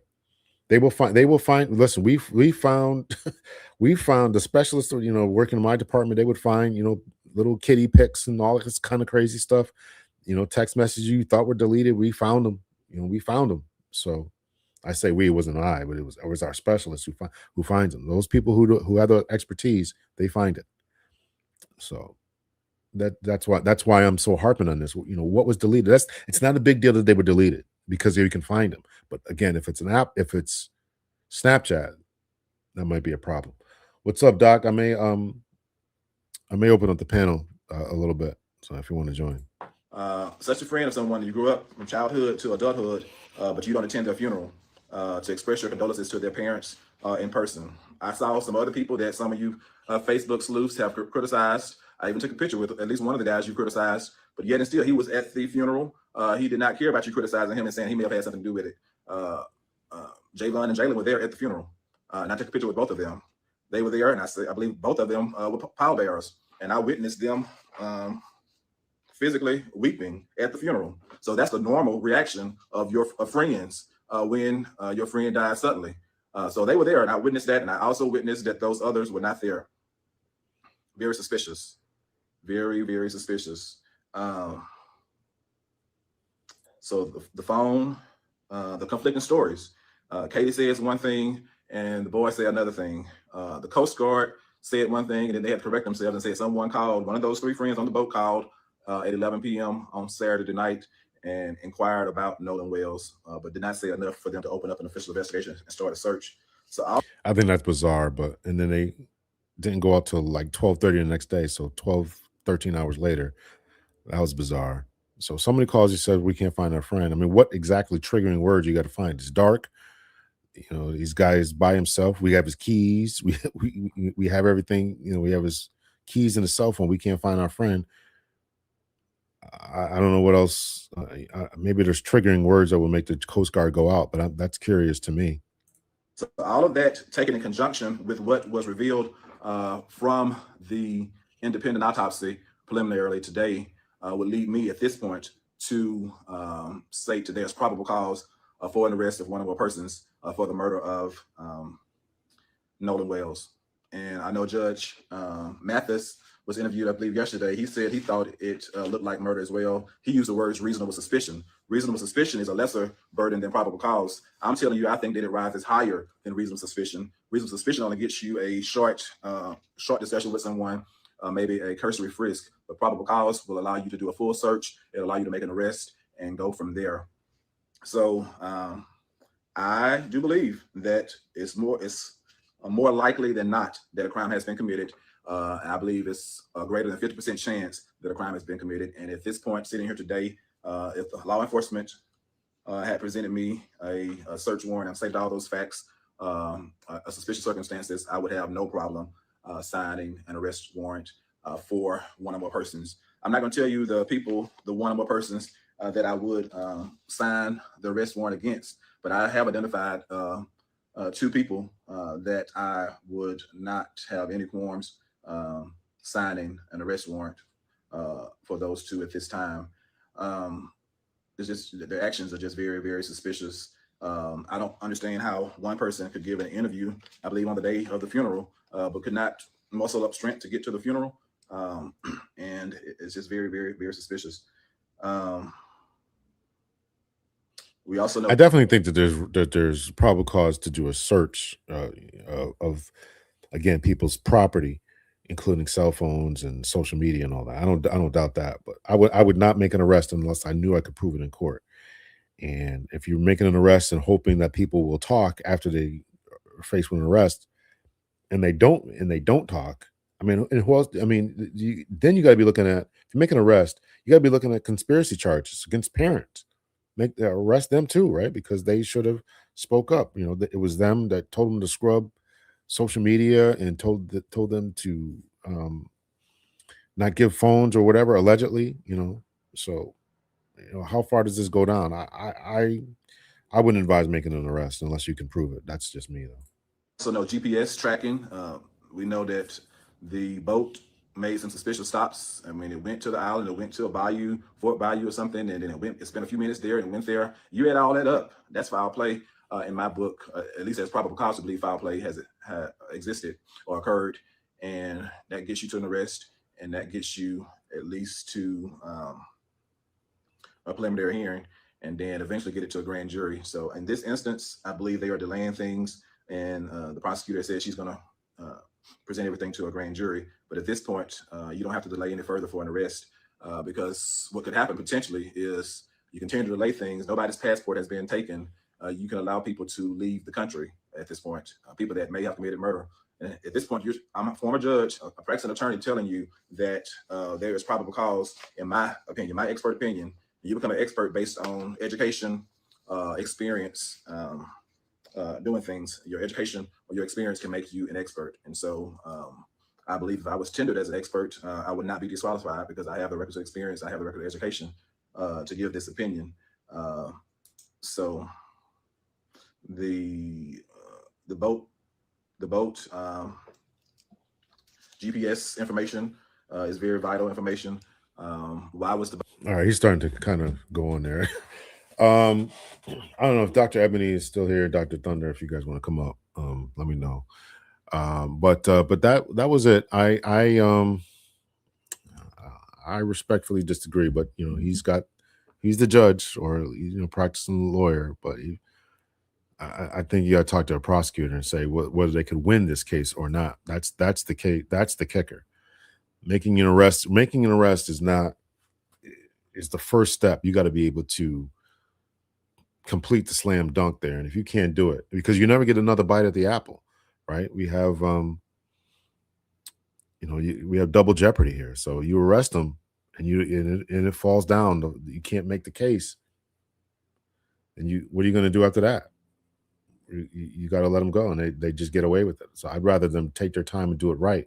Gather all this information, gather all the information that they can, and even if it takes a while, right? Even if it takes a year to get it all these different analysis from the autopsies, all the stuff that was held back. Have some private people take a look at that, take samples from it, and I think you gotta do the job right.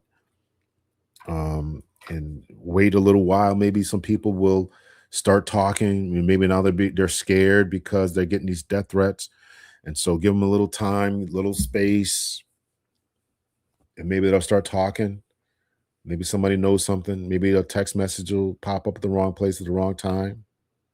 So I would just be. I know it's frustrating. We want justice now, but I think you got to be patient. I think you got to be patient. So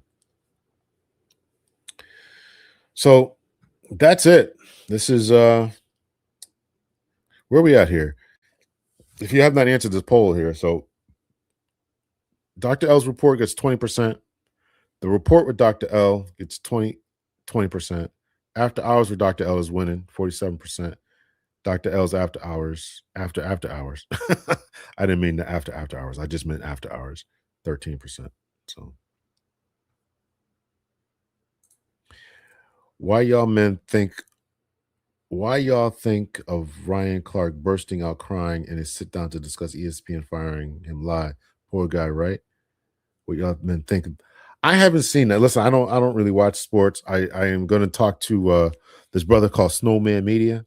I haven't seen that. Let me you got me curious now here. You got me curious now. Ryan Clark. Why was he fired? I don't know why he was fired. I don't know why he was fired. Let's see here. Let's go to TMZ. They might have it here. Stop screen share.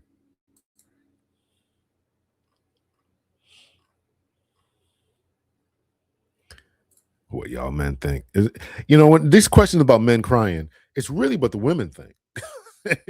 To me, it's really what the women think. Do you want a man who's crying? They often talk about men and toxic masculinity, and we need to make space for men to cry. We need to do this. We need to do that. No, we got to play an ad here.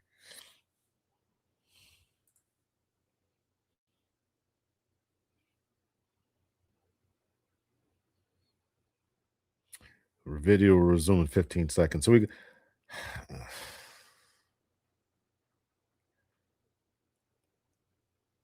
8 seconds here.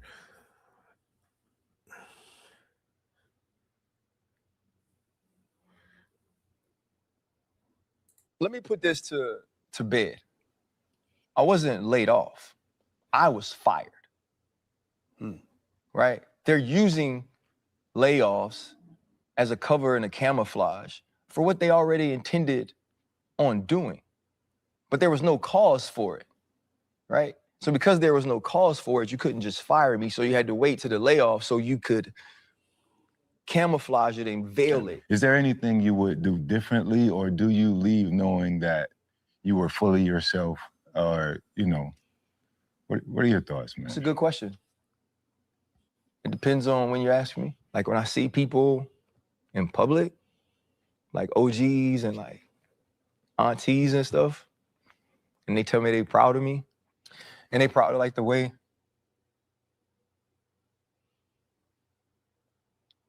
I represent the community, yeah. I wouldn't change anything. To everybody, thank you so much. You don't know what your calls, your text messages, your DMs, your tweets, your threads, just all of it, man.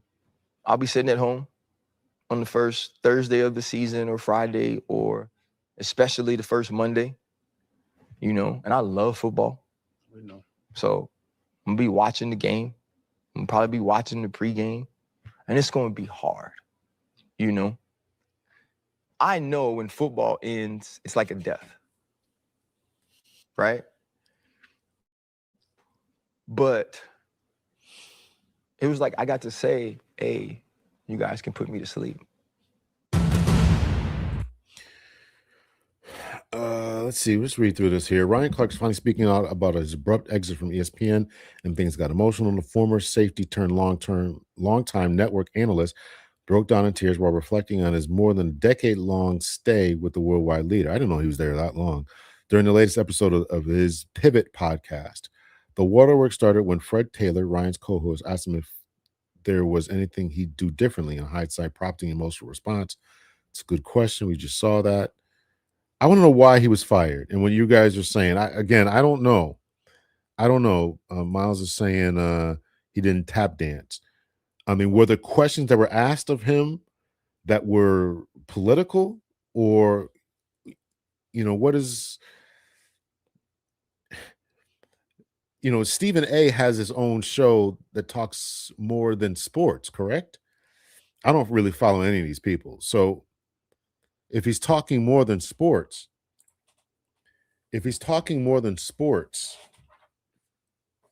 what was he there for to talk about? How long is this? Let's see this one here. Let's check this one out here. Oh Lord, 17 minutes.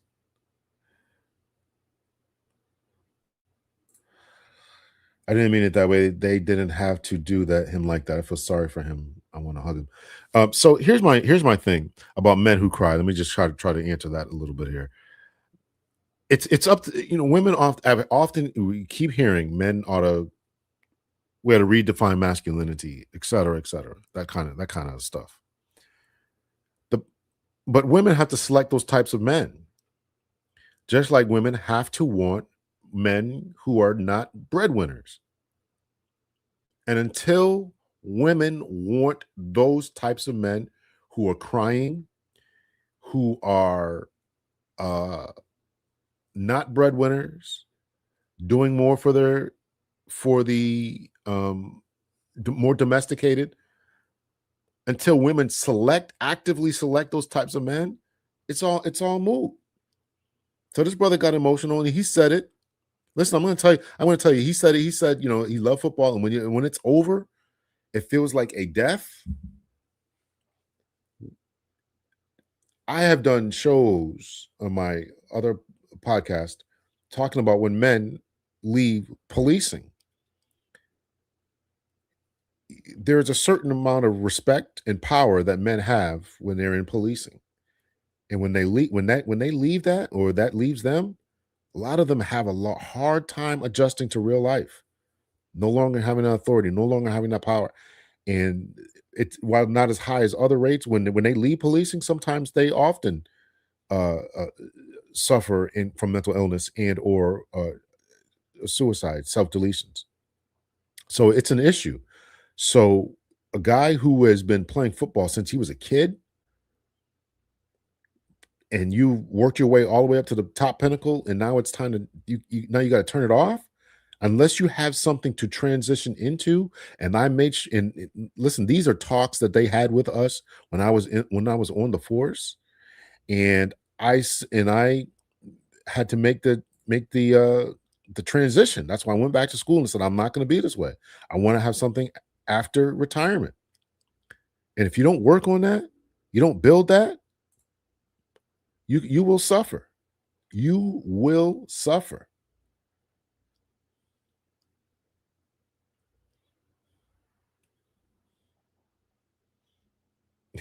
Well, I definitely agree with that. That's why I'm saying that women have to choose those types of men. And I recognize that they will not choose those types of men. No matter what they say, we want a sensitive man, we want this, cry, it's okay, show us your vulnerabilities. Let it. As soon as you do that, it's over.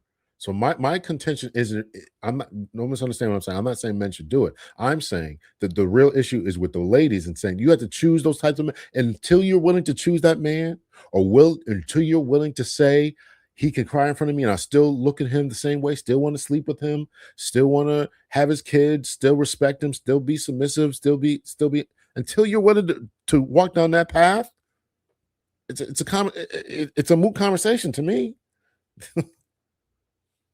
And Stephen A. Smith here. It's a rough day to say the least. Working at ESPN, we all know the news right now. No need to delay the obvious. My man Ryan Clark for ESPN is gone. He was let go by ESPN yesterday. There's a lot of noise circulating throughout social media and beyond about how he found out. He was on the air doing NFL Live when he was notified, and various reports out there were saying that, ESPN was concerned as a result of knowing that the information had leaked, that he would find out while he was on the air from somebody else. So they wanted to make sure he heard from them or whatever. I don't know all those details. And to be quite honest with you, I don't care. What I care about is that my brother, Ryan Clark, a person that I consider to be arguably the best NFL analyst in America, is no longer a member of ESPN. And I can't even. So what was he fired for? I mean, I'm scrolling through this. I want to know why he got fired. I don't want to hear a bunch of platitudes and this and that. I want to know why this man was fired. Was he not doing the job? Was he dipping in the vanilla behind the scenes? What was he fired for? I'm trying to. His work ethic. I'm looking through all this, and I want to get to that. The reality of ESPN layoffs. Defending Ryan Clark. Let me see this here. And when they're ill-informed and they get personal, there's nothing worse than that. And Ryan Clark is somebody that was a man amongst boys when it came to stuff like that, because contrary to popular belief, there's nothing that he'd say on social media or on television that he wouldn't tell you to your face if that's how he felt. And he would never hesitate to let you know where he stood. Does that mean he was perfect? No. Does that mean he was right all the time? No. But he was conscientious and he was thoughtful. And he's not somebody that I just loved working with. He's somebody that I love, period. That I will always be here for in every way, shape, form imaginable that I can. I just wish that I could have been in enough of an influential or powerful position to prevent his exit from happening. But that's where. Well, when I understand, this guy's got $100 million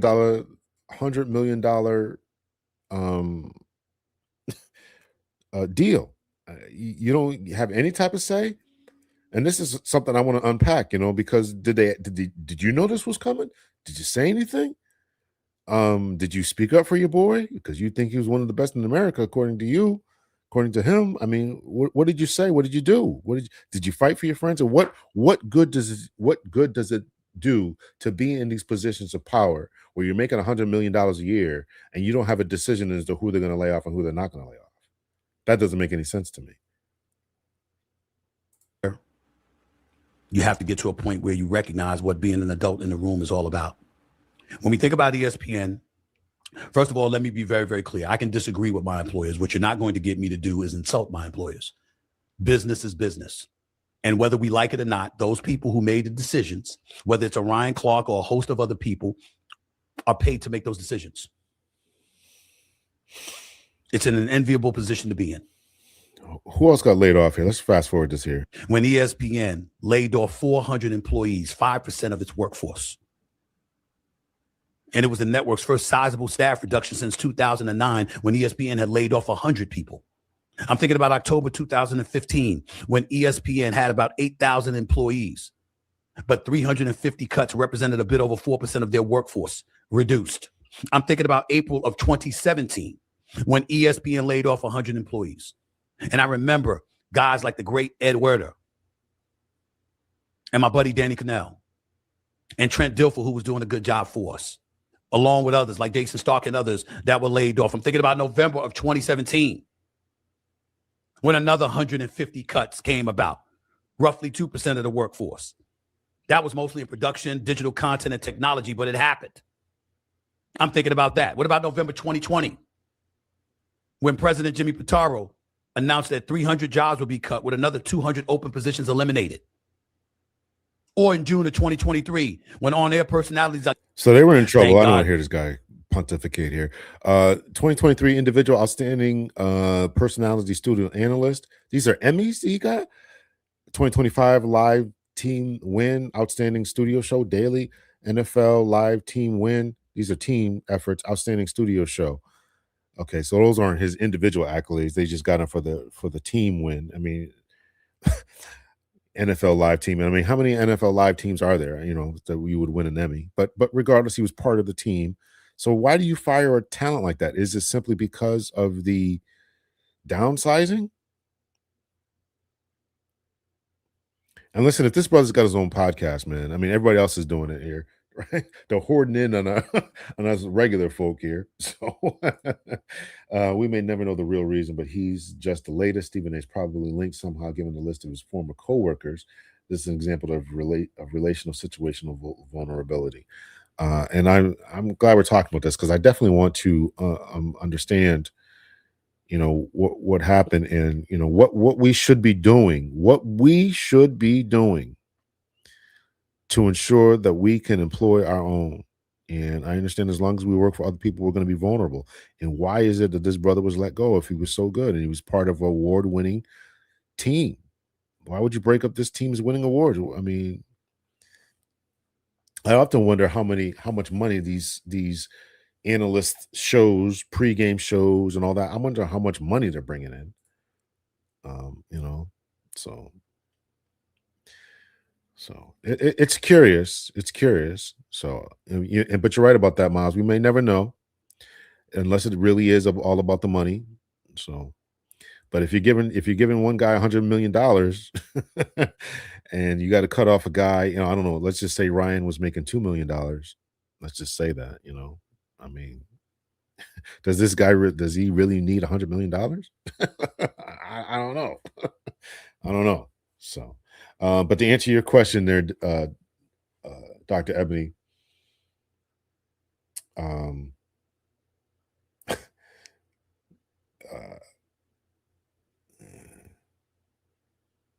uh, in my opinion, he didn't bend like ESPN, bend for ESPN like Stephen A. Is he supposed to bend when he's doing it in his analysis? Stephen A., to my knowledge, I don't follow Stephen A., so I don't know how many podcasts he has or whatever. But I know he was doing sports, and then he was doing his own political kind of spiel as well. So, to answer your question, what y'all men think of bursting out crying and sit down and discuss, I don't think he's any less manly. I don't think that's really the question. I think the man was hurt. I think the man was dealing roughly with it. You know, men have emotions. Men have emotions. That it hurts them when they can't do something any longer. It hurts them when they feel useless. It hurts them when they leave a job, when they retire. You know, I've sat in many meetings with when you know, the cohort of guys that I came on with, we all started to retire, and you know, particularly if you were the upper echelon, and they gave us a cake, and a lot of them started to break down. I didn't. I held it back. but because our lives were built at these departments, we spent 20, 25, 30 years at this place. Our kids were at this place. I knew other people's kids. We went boating with these people, and when that day is over, it's hard. So I don't blame Ryan Clark for that. Again, I don't have an issue with it. But again, from the female perspective, sometimes I don't think they understand that. It's just a job. It's not a job. This is a life. This is lively. To make it to NFL, you probably started playing when he was 6, 7 years old, peewee and stuff. And this has been your whole life.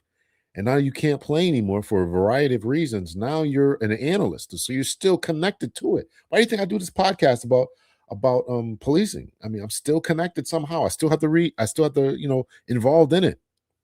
I do expert testimony work from time to time. I do I teach. All right, there's still a connection there to me. But yeah, it was hard for me to leave. And under the circumstances that I left for physical reasons. I had a triple bypass. I had to leave. And that was hard. That was hard. So I don't think any less of this dude. I don't think any less of this dude for that. I don't think any less of him. But again, my to the ladies out there, you gotta understand, men, and our purpose for a man, his life is his purpose, and his purpose is his life. And the way he supports his family, the things he does, being a police officer, a fireman, construction worker, a teacher. And when that day is time and over, and you feel lost, like who am I? So there's a book that police officers are suggested to read.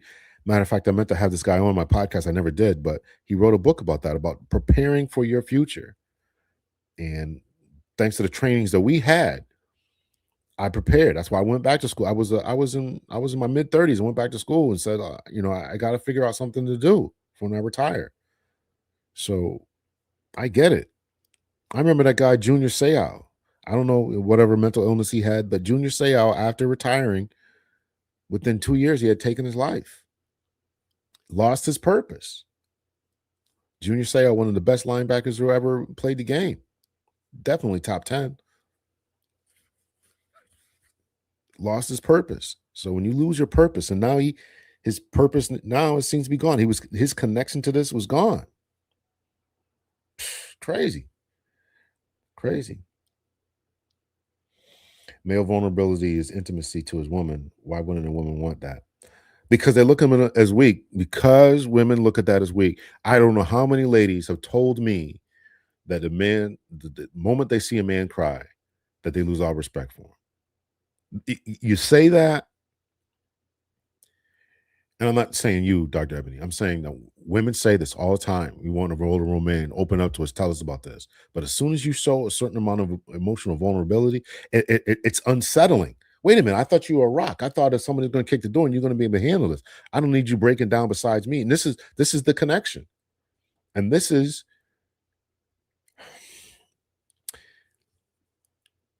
again, I don't know if this is biological or if it's cultural.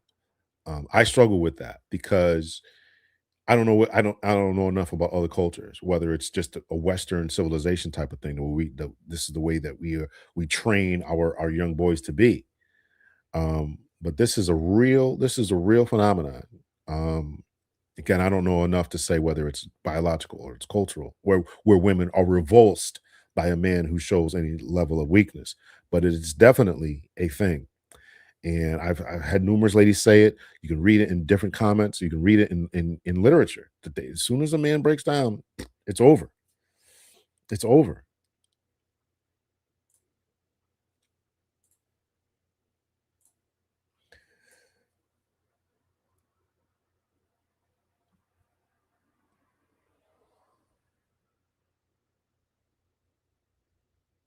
Yeah, I mean, there's nothing wrong expressing to your girlfriend that you missed being with her or anything like that. I'm talking about this emotional vulnerability that you show to this particular level to cry over losing a job. And sometimes I really want it to be understood that it's not just about crying about losing a job. It's crying because you lose a purpose, lose yourself a sense of identity as to who you are, what you've done your whole life. From my perspective, right? I became a police officer. I was 22 years old. 22. When I retired, I was 46. So I had been a police officer for 24 years. I had been a police officer working in the PD longer than I had been alive. I'd been a cop for 24 years, and I started when I was 22. So it was everything. Now, fortunately, I had family and had other things to go on and all that. But if you don't have anything else, that connection, and sometimes, it's difficult for ladies to really understand that. It's just a job. You can get another one, this, down here. And this is why we say what Dr. Thunder's saying. It's a no-no. Don't do it in front of people. Don't do it. And I definitely would advocate for men getting their emotions out. Yes, don't cry in public. Don't cry in front of your woman. But cry. by yourself, go for a ride, get it out. It's cathartic. But go to therapy, talk to your preacher, best friend, do something to get to deal with your emotions. But do I look at Ryan Clark? Do I look at Ryan Clark and say he's less than a man because he cried in public? I don't. I'll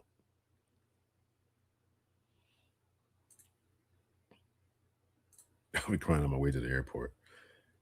If you're coming back to go back to work, I don't blame you for crying.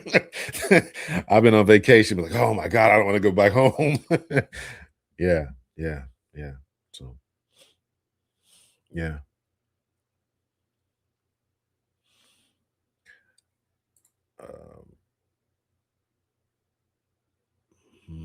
I'm going to drop the link for Dr. Thunder.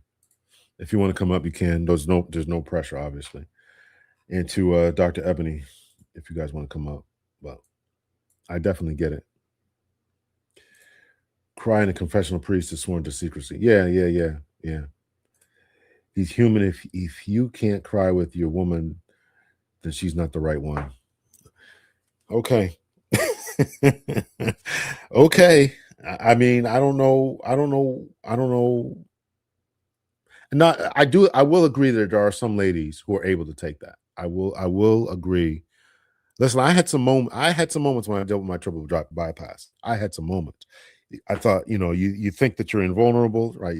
I had done a lot of things still on my way up in the PD, and now I get this life-threatening situation. It was rough. It was rough emotionally. I had to go to therapy. I had to go to therapy after. I absolutely did. And shout out to my ex, because she was there for that. That wasn't any way, shape, form, or fashion part of our demise. But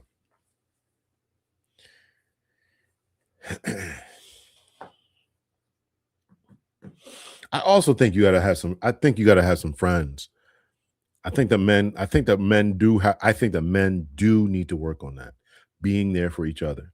And it may be uncomfortable to see our friend who is dealing with a real issue, a medical issue, the death of a parent, death of a child, even a situation like this where you're leaving something that you love, and I mean, these brothers out there were sports people. They know the sacrifice of what it was to get up for 2-a-day drills, lifting weights, everything was about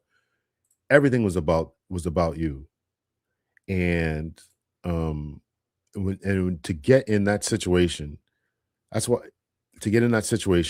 and to show a level of vulnerability, I don't think the brothers on there looked at them differently either. Go ahead, Doc. What's up? Thanks for joining.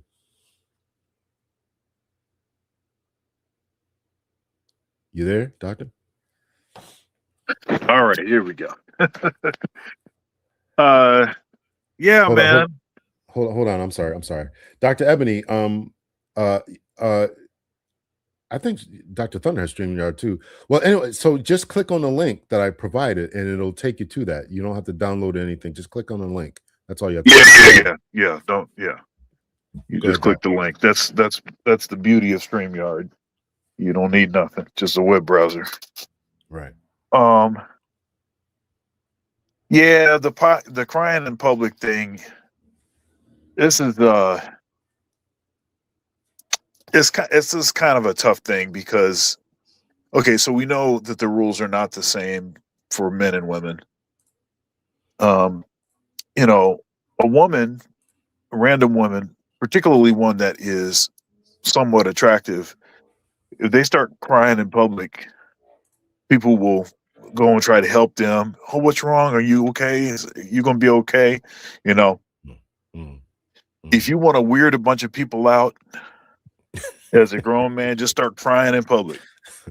People they don't know what to do. They I think they will try to get away from you as much as possible, because I think, and part of that is not just because crying is so like you know, it's not just because of the men showing emotion thing. I think it's also because they think something's wrong with you because from a young boy you've been taught to not cry in public, and for the fact that you're still crying in public probably means that something's like you're off or something. Mm. So it's like that ingrained the and so that's something. And then this point that you made about not crying in front of your your woman, your spouse. I don't think that women actually understand this. Mm. I think that uh, I think we want to think that the right woman would understand, the one that actually cares for you, the one that actually is concerned about your well-being. Look, I think from a friend perspective, I think that you can find a woman, and even someone that is your spouse, the friend part of her, I think, can accept you crying in front of her in this. It's the evolutionary biology. It's the what is it's the physiological response that that will change, because a woman needs to believe, not in her head, but deep down she needs to believe that this guy can take care of me. He can protect me no matter what happens. He's going to be in control of the situation. He's going to be not breaking down in a critical crisis situation, but cool, calm, and collected. And that allows women to feel more, comfortable, and actually, it's a turn on to them. Mm. So that's the part that we're talking about. We're not talking about can a woman that is your friend, can she, you know, can she deal with that? Is she going to be open to that? No, that's not the issue. It's the other part of it that ends up being the issue, because this is not just your friend. This is your spouse. This is the person that you're supposed to only be with this person. Mm. This is your only access for a certain kind of activity. So if she's deep down, she's kind of turned off by you Mm. because of this, you know, 50% of marriages are up to 50% are sexless marriages.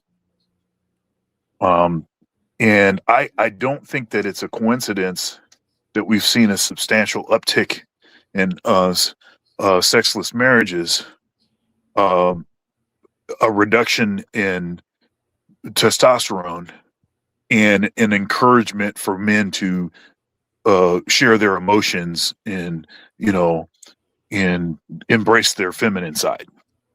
Mm. I don't think that stuff is just happens to be.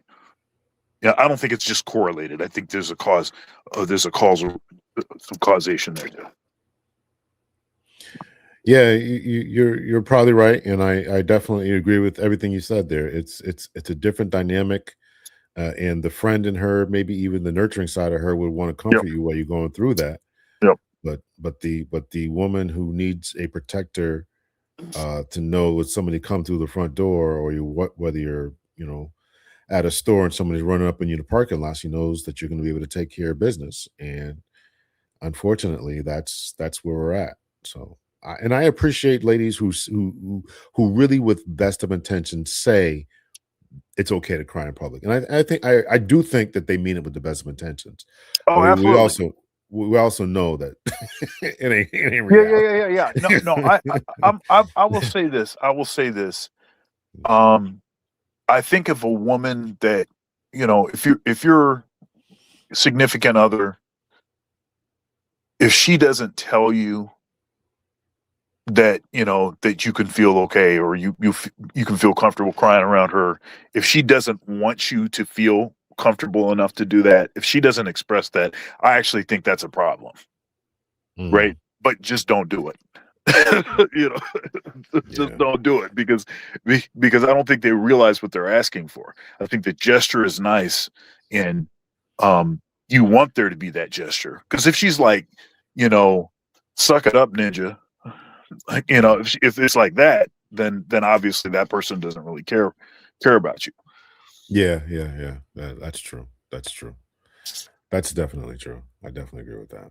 Definitely agree with that. So, I covered a little bit of that story that you talked about today with the Amazonian Oh yeah, woman. yeah. The Amazonian trap. Yeah, yeah, yeah, yeah. It's interesting. I have some issues with the Family Institute. I think that they can be a little biased at times, and I Oh did, sure. and so I man, my computer, man, decided to act funny, so I had to do a restart, and it took forever for it to restart. And so I had before some of the links that were provided took us over to the general studies survey, and it was a good survey. I wanted to put that up, and it wouldn't let me do it again. And it wanted me to sign up and create a login and all kind of crazy stuff. Right. Uh, but anyway, it was good to talk about that. And yeah, I do think that these ladies have. Uh, I don't know why, Dr. Ebony. You could see that Dr. Thunder is here. He don't have his camera on, so I don't know why you keep typing in the chat here. So come on up. Dr. AJ, say if you're still here too, you can jump. You can jump on too. But this is. I mean, I just think that there's a disconnect between what ladies. So yeah. Yeah, Doctor Ebony, if I can say, um, again, I think that it is a good gesture, and it is the right thought for a woman to encourage and to express that she wants her man to feel comfortable and feel like he can be vulnerable around her. I think that's the right call. However, I just don't think that men should do that. So if you think about this from the natural order perspective, maybe this will make it easier to see. So God over man, man over wife, wife over children, right? So sure, we saw, I mean, limited population of people saw Jesus crucified, um, uh, and then uh, they saw him after his resurrection. They saw him brutalized. Um, what is it? What, the shortest scripture in the New Testament? Jesus wept. You know, Right. so we know that this is a thing. However, we don't in the Old Testament of the Bible, um, and even in all of Jesus's interactions, except for that one moment, um, he's not crying. He cried for Lazarus, right, his friend, but he's not really crying, right? He's doing a lot of stuff, but crying is not most of what he's doing. It's a very limited aspect of what he's doing. And I don't think it's because he lacked compassion, because manner of speak, this is God. So as he's around human beings, he probably had many points where he felt a lot of compassion for folks, but he didn't cry, right? I think human beings, I think we would have a harder time thinking about an all-powerful being, thinking about them breaking down, and sobbing. I think that would do something to us psychologically. So that's part of the reason why I don't think that is, at least it's not represented very much in the New Testament, and it's not represented at all in the Old Testament. any talk about God in the Old Testament. There's no talk about crying. There's talk about anger, but not talk about crying. You know, and so it's the same sort of thing. So so God is over man. So as far as me having whatever view of my heavenly Father, as it were, as a powerful, capable, omnipresent, you know, whatever issue that I have, he can handle it like this. Uh, so our a wife is intended to submit to her husband as um, uh, as unto the Lord. So you have a similar kind of you have a similar kind of reference point there. So uh, and I'm rambling a little bit, but the point is if I believe that the person that is above me is incapable in any kind of way, that's going to be a problem. Yeah. So I actually just finished a book. I finished it maybe a month ago. It's called Alpha God. You would not like this book. So, but anyway, it was about why people join cults, and how the religious right, and talking about white nationalists, et cetera, those who are extreme, choose these strong type of leaders. And it was exactly what you were saying, that they want someone who's above them, who is strong. And the image of a strong, powerful God who takes control is what people are looking for, particularly in their time of need. So it kind of chimed in with that. I thought it was a pretty good book, and it did have a lot of explanatory power. Well, I don't know enough about anthropology to say whether this is biological or whether it's a matter of culture and training in our Western civilization, rugged, individualistic. You know, our heroes are cowboys and all these different Oh yeah. football images. You know, I just don't know enough, but it's certainly something that is an American psyche, that you got to be strong. It could be that we could go to Denmark, or we could go to the outback in Australia, and they have a completely different ethos about what it means to be a man and be masculine. I don't know. Well, I dare to say that in Denmark, due to the studies that have been done there, um, I, I think that the studies have shown that what we think of as being appropriate uh, for a woman or for a man, even though they try to eliminate whatever biases in upbringing, those manifested, you know, even stronger when people were deciding on careers. So even more men police, you know, doing work like police work and first responders, even even more guys in STEM, even less women in those fields, even more women doing nursing, even less men doing nursing.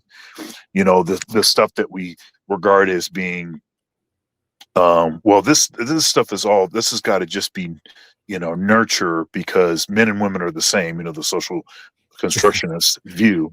But actually showed that actually all of that stuff is uh, obviously ingrained a lot deeper down, um, um, you know, as a you know, it's biological, you know.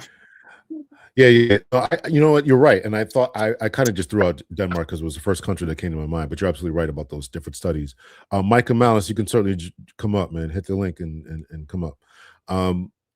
Also, you know, I played again. I'm not an anthropologist. I'm not trying to. I don't want to seem corny when I say this, but I played a video game called Tsushima.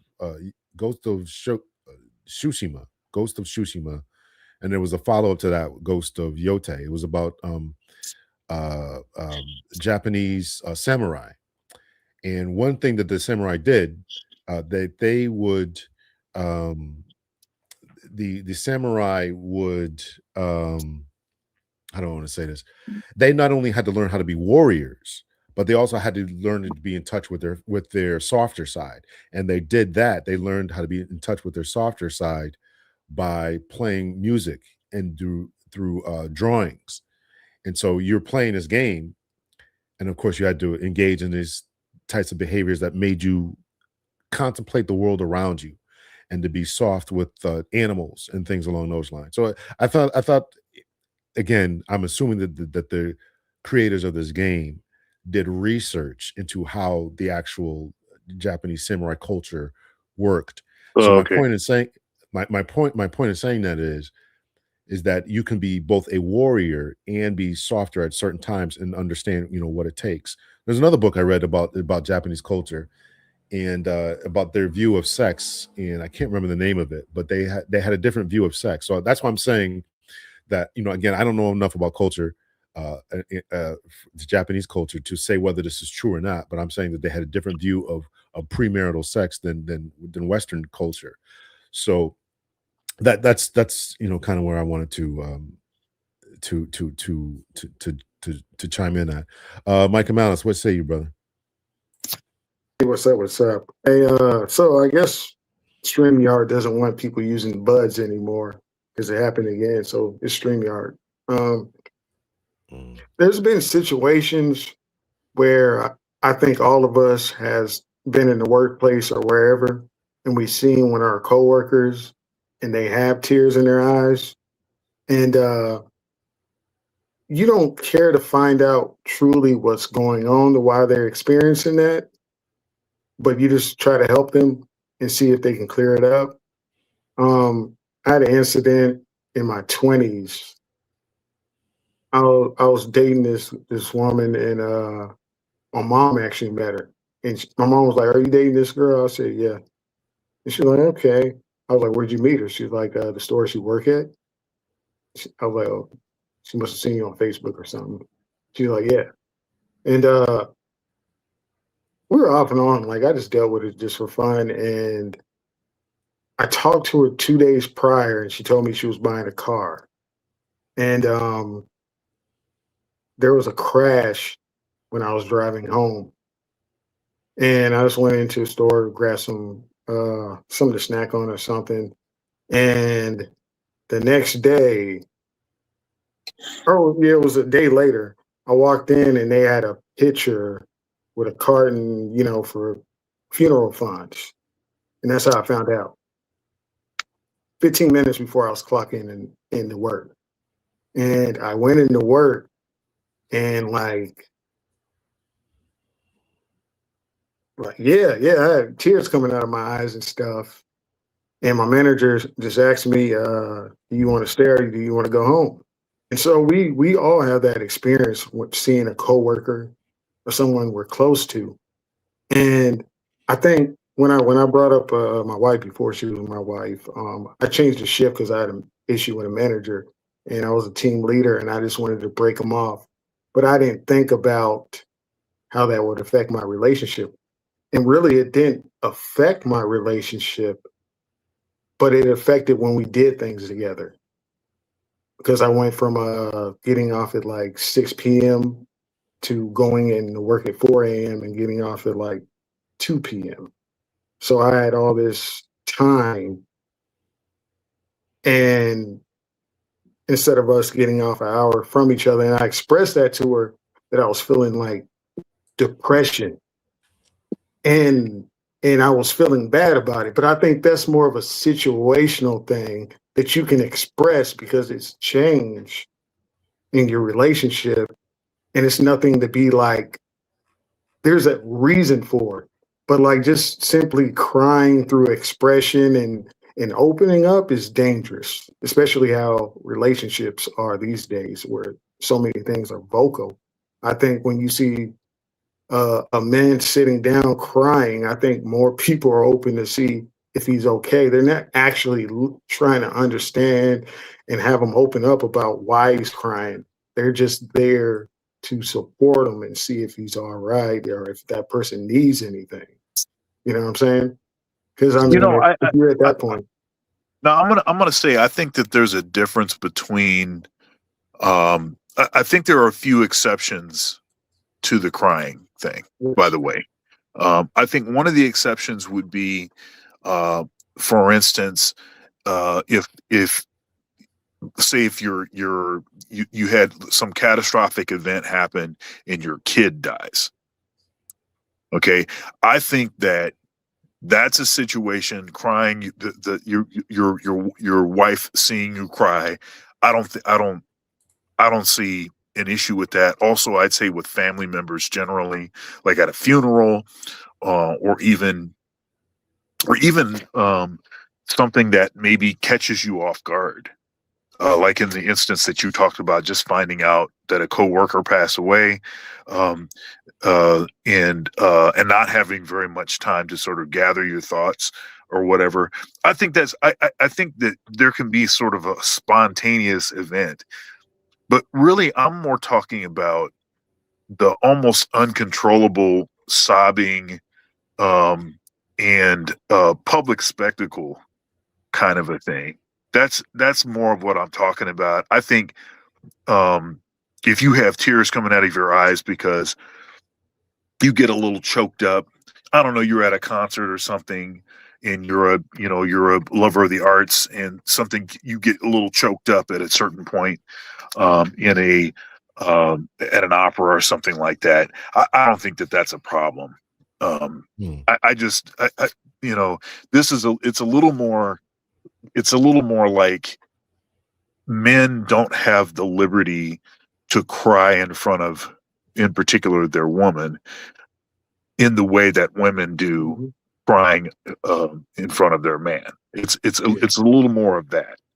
A little, yeah, losing that self-control. You're talking about sobbing and just hands in your face and just, I mean, if you see something, emotional or whatever, you let a tear run down. I don't think that's a problem either. I think just like Last of the Mohicans, just one tear, that's okay. I think Once you hit that's that second gangsta. tear, That's though, it's a gangsta. problem. Yeah, one tear slowly is gangster, but anything other than that, you can't do that. I think it's slightly different for me because I'm a military brat, and when I'm saying that, like, I used to go hang out at the VA while I was in school. Even when I grew up, it's like you see the tears in a man's eyes, and that when you see that, it's not to make fun of the person because you really don't know what's going on, but just to be supportive, because that could mean anything in the moment. That could be the difference between a guy grabbing a pistol and banging his brains out, or him doing it. So that's like where I'm coming from. I'm not looking to understand the person's issue and have them talk through it. Well, and I think also you're talking about. I think you're talking about what should the response be? Yes. As opposed to, if he should be doing it or not. Yes. That's a different matter. And I think I think it would be much better if we had more people that had that kind of compassion. If somebody is having a hard time, man or woman, to be able to say, hey, I hope you're doing okay. Is there anything I can do for you? This kind of a thing. But frankly, in my experience, that's not something that I see. I don't see that. If a man is crying in public, it's almost like people are trying to get away from him, as opposed to if a woman is crying in public. That's a different thing. Yeah. Yeah. I think it just matters where you come from, because I've seen it before, and I've seen random people walk up and just put their hand on the person's shoulder to see if they're okay. So I think it's where like if I was in Chicago with my cousins, them fools aren't crying for anything. You know what I'm saying? But if I'm in the little suburb area that I live in, and you see someone just randomly, regardless of their gender, you probably stop and see if they're okay. You know what I'm saying? I can't see doing it in Baltimore or Chicago, but where I am and the military towns I've lived around, I can see stopping in that moment. And You I can know? see me personally stopping in that moment also. It's just not something that I see other people doing very often. Yes. And this is what I meant when I said, is this a cultural thing? Because if you're saying that you wouldn't do it, if you couldn't see that in Baltimore, but you're on a military base, where we know, if you're on a military base, then you're probably somebody's dealing with PTSD or something similar. Yes. Or maybe they're, got bad news about, somebody who was deployed. There's reasons for it. Mhm. And so Right. there's not this so there's expectations to be vulnerable. Now, when we can't do that in the hood, Oh yeah. that can be Yeah. that can be equally as problematic, because Mhm. my mother may have died, and there's a whole host of issues that people go through in the hood as well. And so the fact that we're all saying that, or at least acknowledging that maybe they can't be shown the same level of comfort is Mhm. kind of the problem. It could be Yes. kind of the problem, Yeah, but in the hood you're good though. So it's good in the hood. So you Yeah. you all right.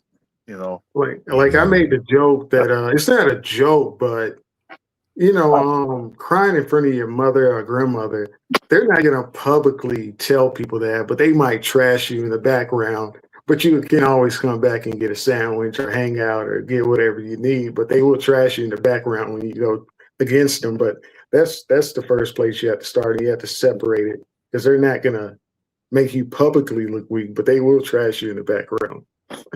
Yeah. And again, that's the problem too, is the public is the trashing, even if it's later on. Oh, that time you was crying last week or whatever, that's gonna make you shut down.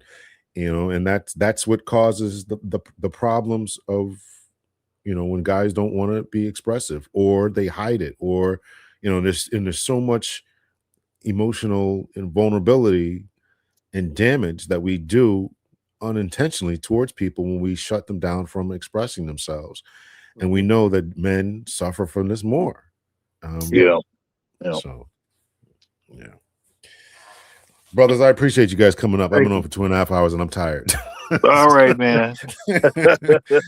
I got you. All right. Yeah. Thanks for inviting me up, and thanks for coming on my show earlier today. Yeah, no problem. That was cool. Always appreciate your insight. Yeah, I try, man. I try. All Appreciate right. you coming up, Doc. Appreciate you coming up, Mike and Malice. We're gonna strong arm Dr. Ebony one day. We're gonna get her on here. I don't care what it takes.